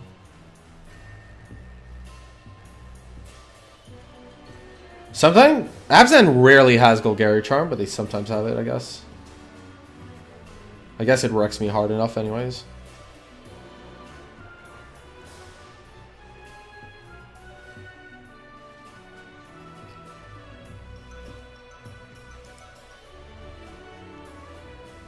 Oh, Nihil Spellbomb? That's really unfortunate. It's one of the few cards that really punishes me for not casting souls that turn. I'm terminating this Goyf anyways, but yeah.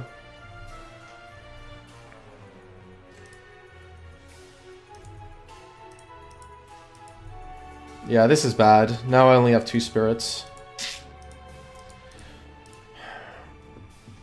Should I have just done the souls again? Probably, because it would have been more of a clock. I would have had 6 souls, and my opponent's at 10. They block with 2, they go to 6. Yeah. Yeah, I should have just cast the second souls. That was a mistake. I mean, I have to play. I know they're boarding in like something for my graveyard, so yeah. Yep, bye bye graveyard.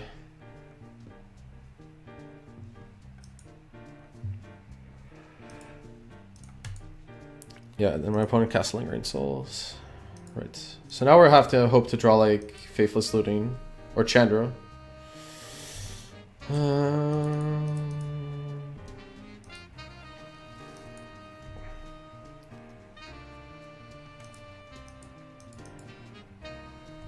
Okay, I think because yeah, I'm just gonna play this. Like I could like use 5 mana. 5 mana is like the maximum I'm ever gonna use, really. Okay, what is this? Another Souls? Oh, Flame Tendrils. I guess that was top decked. Okay. I could get a Swamp. Kind of want to get the Swamp out of my deck.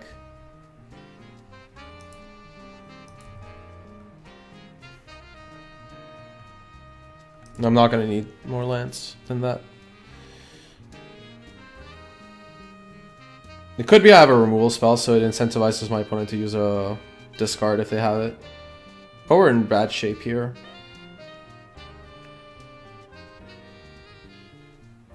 Sure. Yeah. Scavenging Ooze? Okay, if we can't kill this, we're in huge trouble. I probably should have played Blackleaf Cliffs. I don't think I'll ever need 6 though. At least there's only a Goyf, so it's not so bad here. I could like not F6, I think too. If I didn't F6, then like it tells my opponent might have removal. They should eat their own Goyf though. That's like an easy play. There's nothing, yeah. There's nothing like, yeah. Nihil Spellbomb. Yeah, this is a reason I should have played the land first. Right, so we're gonna nuke our opponent's graveyard. Anyways, since, yeah. Draw card. Wow. Right, so play Blackleaf Cliffs and pass. We don't want to show the Sacred Foundry, and we could need it untapped. Yeah, our opponent could just... They shouldn't eat our graveyard, though. That makes no sense. They play Tarmogoyf. So now... Actually, yeah, I should play my lands because I'm super close to hard casting Bedlam Reveler.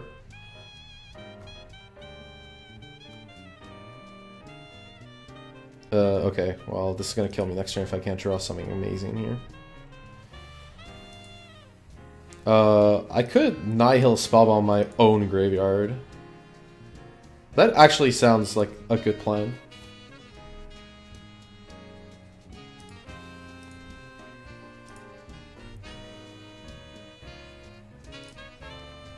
Lightning Bolt. I could Bolt the Ooze. Oh, I made a mistake. That was actually pretty big. In response, I should have bolted the Ooze. And then my opponent... then the bolt would have been gone. Which would have made this Goyf less big. As stands, land plus creature plus bolt. It doesn't kill us. But it puts me in a bad position. I could, like, not kill the Ooze and just kill the Goyf. I can actually pass here. Actually, wait, no. I can never kill the Goyf because the Ooze kills me, so... Passing makes no sense. I should kill the Ooze now. But yeah, like, I'm giving my opponent 1 extra damage. Although I guess if I top deck Bedlam Reveler, like, it's not that bad, but yeah. Since now it's like an extra mana for Bedlam.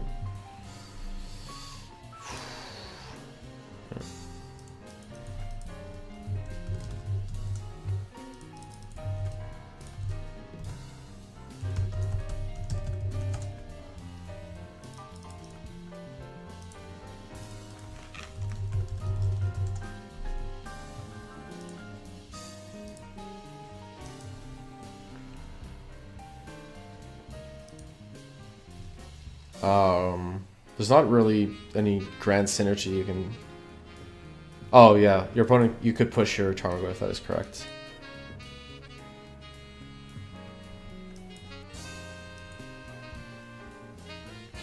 Yeah, you could do this. If I had removal, then this would have been awful, of course, but yeah. I do not, so you win. We drew pretty poorly that match. Like, extraordinarily poorly. I feel like that matchup's good. We just got very unfortunate. That said, I don't know, honestly. I just don't like, it's very easy to disrupt your plan. And like, everybody's kind of prepared now. That's the problem, is all the lists have evolved to deal with this, so it's gotten a lot worse. Like, everybody's like now with relics and like master rule. Yeah, of course, our opponent got lucky. Like, I think we should have won that match. Like, I think you're playing a deck like this because it crushes our mid-range decks.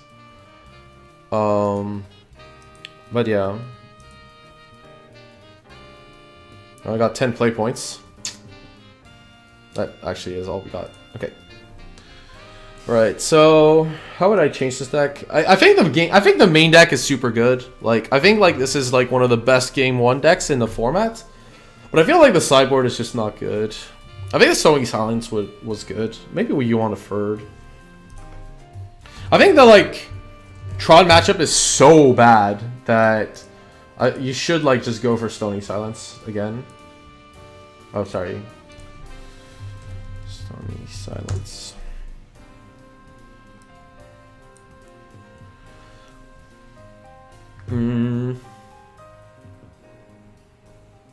Wait, and main deck one of these cards. I felt Fork Bolt was too good in some matchups and is worth running. I guess like one of these 4 should go. Because like everything else felt fine, but these were expensive. I like losing the Helix. And having the...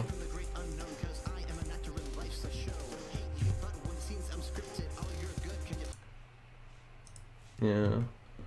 And I would probably main deck... You have to main deck a card, that's the problem. You don't want to be cold. Like, one-ofs in this deck are good because you have access to Faithless Looting. I guess I really like Brutality a lot. Like, Brutality has been super impressive in general, so I like it a lot. I'd do something like this, but not the biggest fan. I think, like, it's a very metagame-based deck, but, like, right now, everybody's playing Relics and Nihil Spellbombs. Like, a ton of our opponents had those cards, and they're also playing, like, Liliana, The Last Hope is popular. Like, basically, Sweepers and Graveyard Hate is very popular right now, so, like, because of this deck, I suspect. So, yeah, like, people have started hating on this deck pretty hard. So I can't recommend it right now. I think, like, if you're metagame at, like, tons of mid-range decks, then this deck would be great. I think this, like, crushes the other mid-range decks. I think you should run free Stonies. Like, if you're against Tron, you really need this effect. Stony plus Blood Moon puts you in a good position. Yeah. Okay. We'll do. I would recommend something like this. Obviously, it's awkward, but yeah, I think this is fun. Yeah. So, sorry. I'm just gonna take a picture to post on Twitter, like, which I'll call version like 3, I guess. Actually, it's just what? Like, yeah, it's just a few cards difference. Actually, the Lightning Helix felt good. I would probably... I really like the Lightning Helix. The Lightning Helix was super good. Then you have to cut a card, which is going to be a 2-mana card, so likely Brutality, and then you're back to the same problem.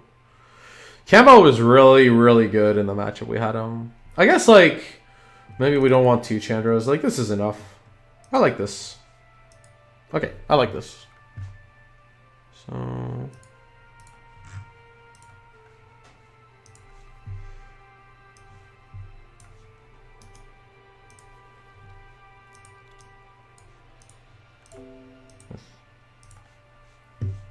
Right. Rabble Master might also be good. Goblin Rabble Master. But it's only good against decks that don't have removal. Like master removal. I don't know. Like, yeah, I would try this. But honestly, I don't think that's good with the current metagame. I don't think that means the deck is bad. I just think with the current metagame, the deck is not good. I think apart from like out of our 10-game series, like game 1 was like the first match was like ludicrous. But like it was a festival of stuff. But every other deck like has graveyard hate and like some way to deal with small creatures, and it was getting really grating at the end. Merfolk was like the only deck that like really let us do what we wanted. And they had Relic too, so yeah. I think that kind of sums it up. I think the stream was pretty long. It was like a proper 5 hours, so I'm really exhausted. I want to say thanks for watching. Tomorrow, I'm going to start earlier. We're going to start at 1 p.m. Eastern. But we're doing that so that we have special guest Li Shiqian, and we're playing Gristle Shulbrand. So you're going to get like one of the best you're going to get like the mind of like one of the best modern players like on the planet, essentially. Like all-time results. I can't remember if he has 2 or 3 Pro Tour top 8s in Modern. But yeah, like basically one of the best Modern players on the planet for no doubt. And he'll be like on a guest tonight, which is awesome. So thanks a lot for watching. I'm gonna like go and relax. I've definitely played more than enough. So thank you again. Hope this was useful. Take care.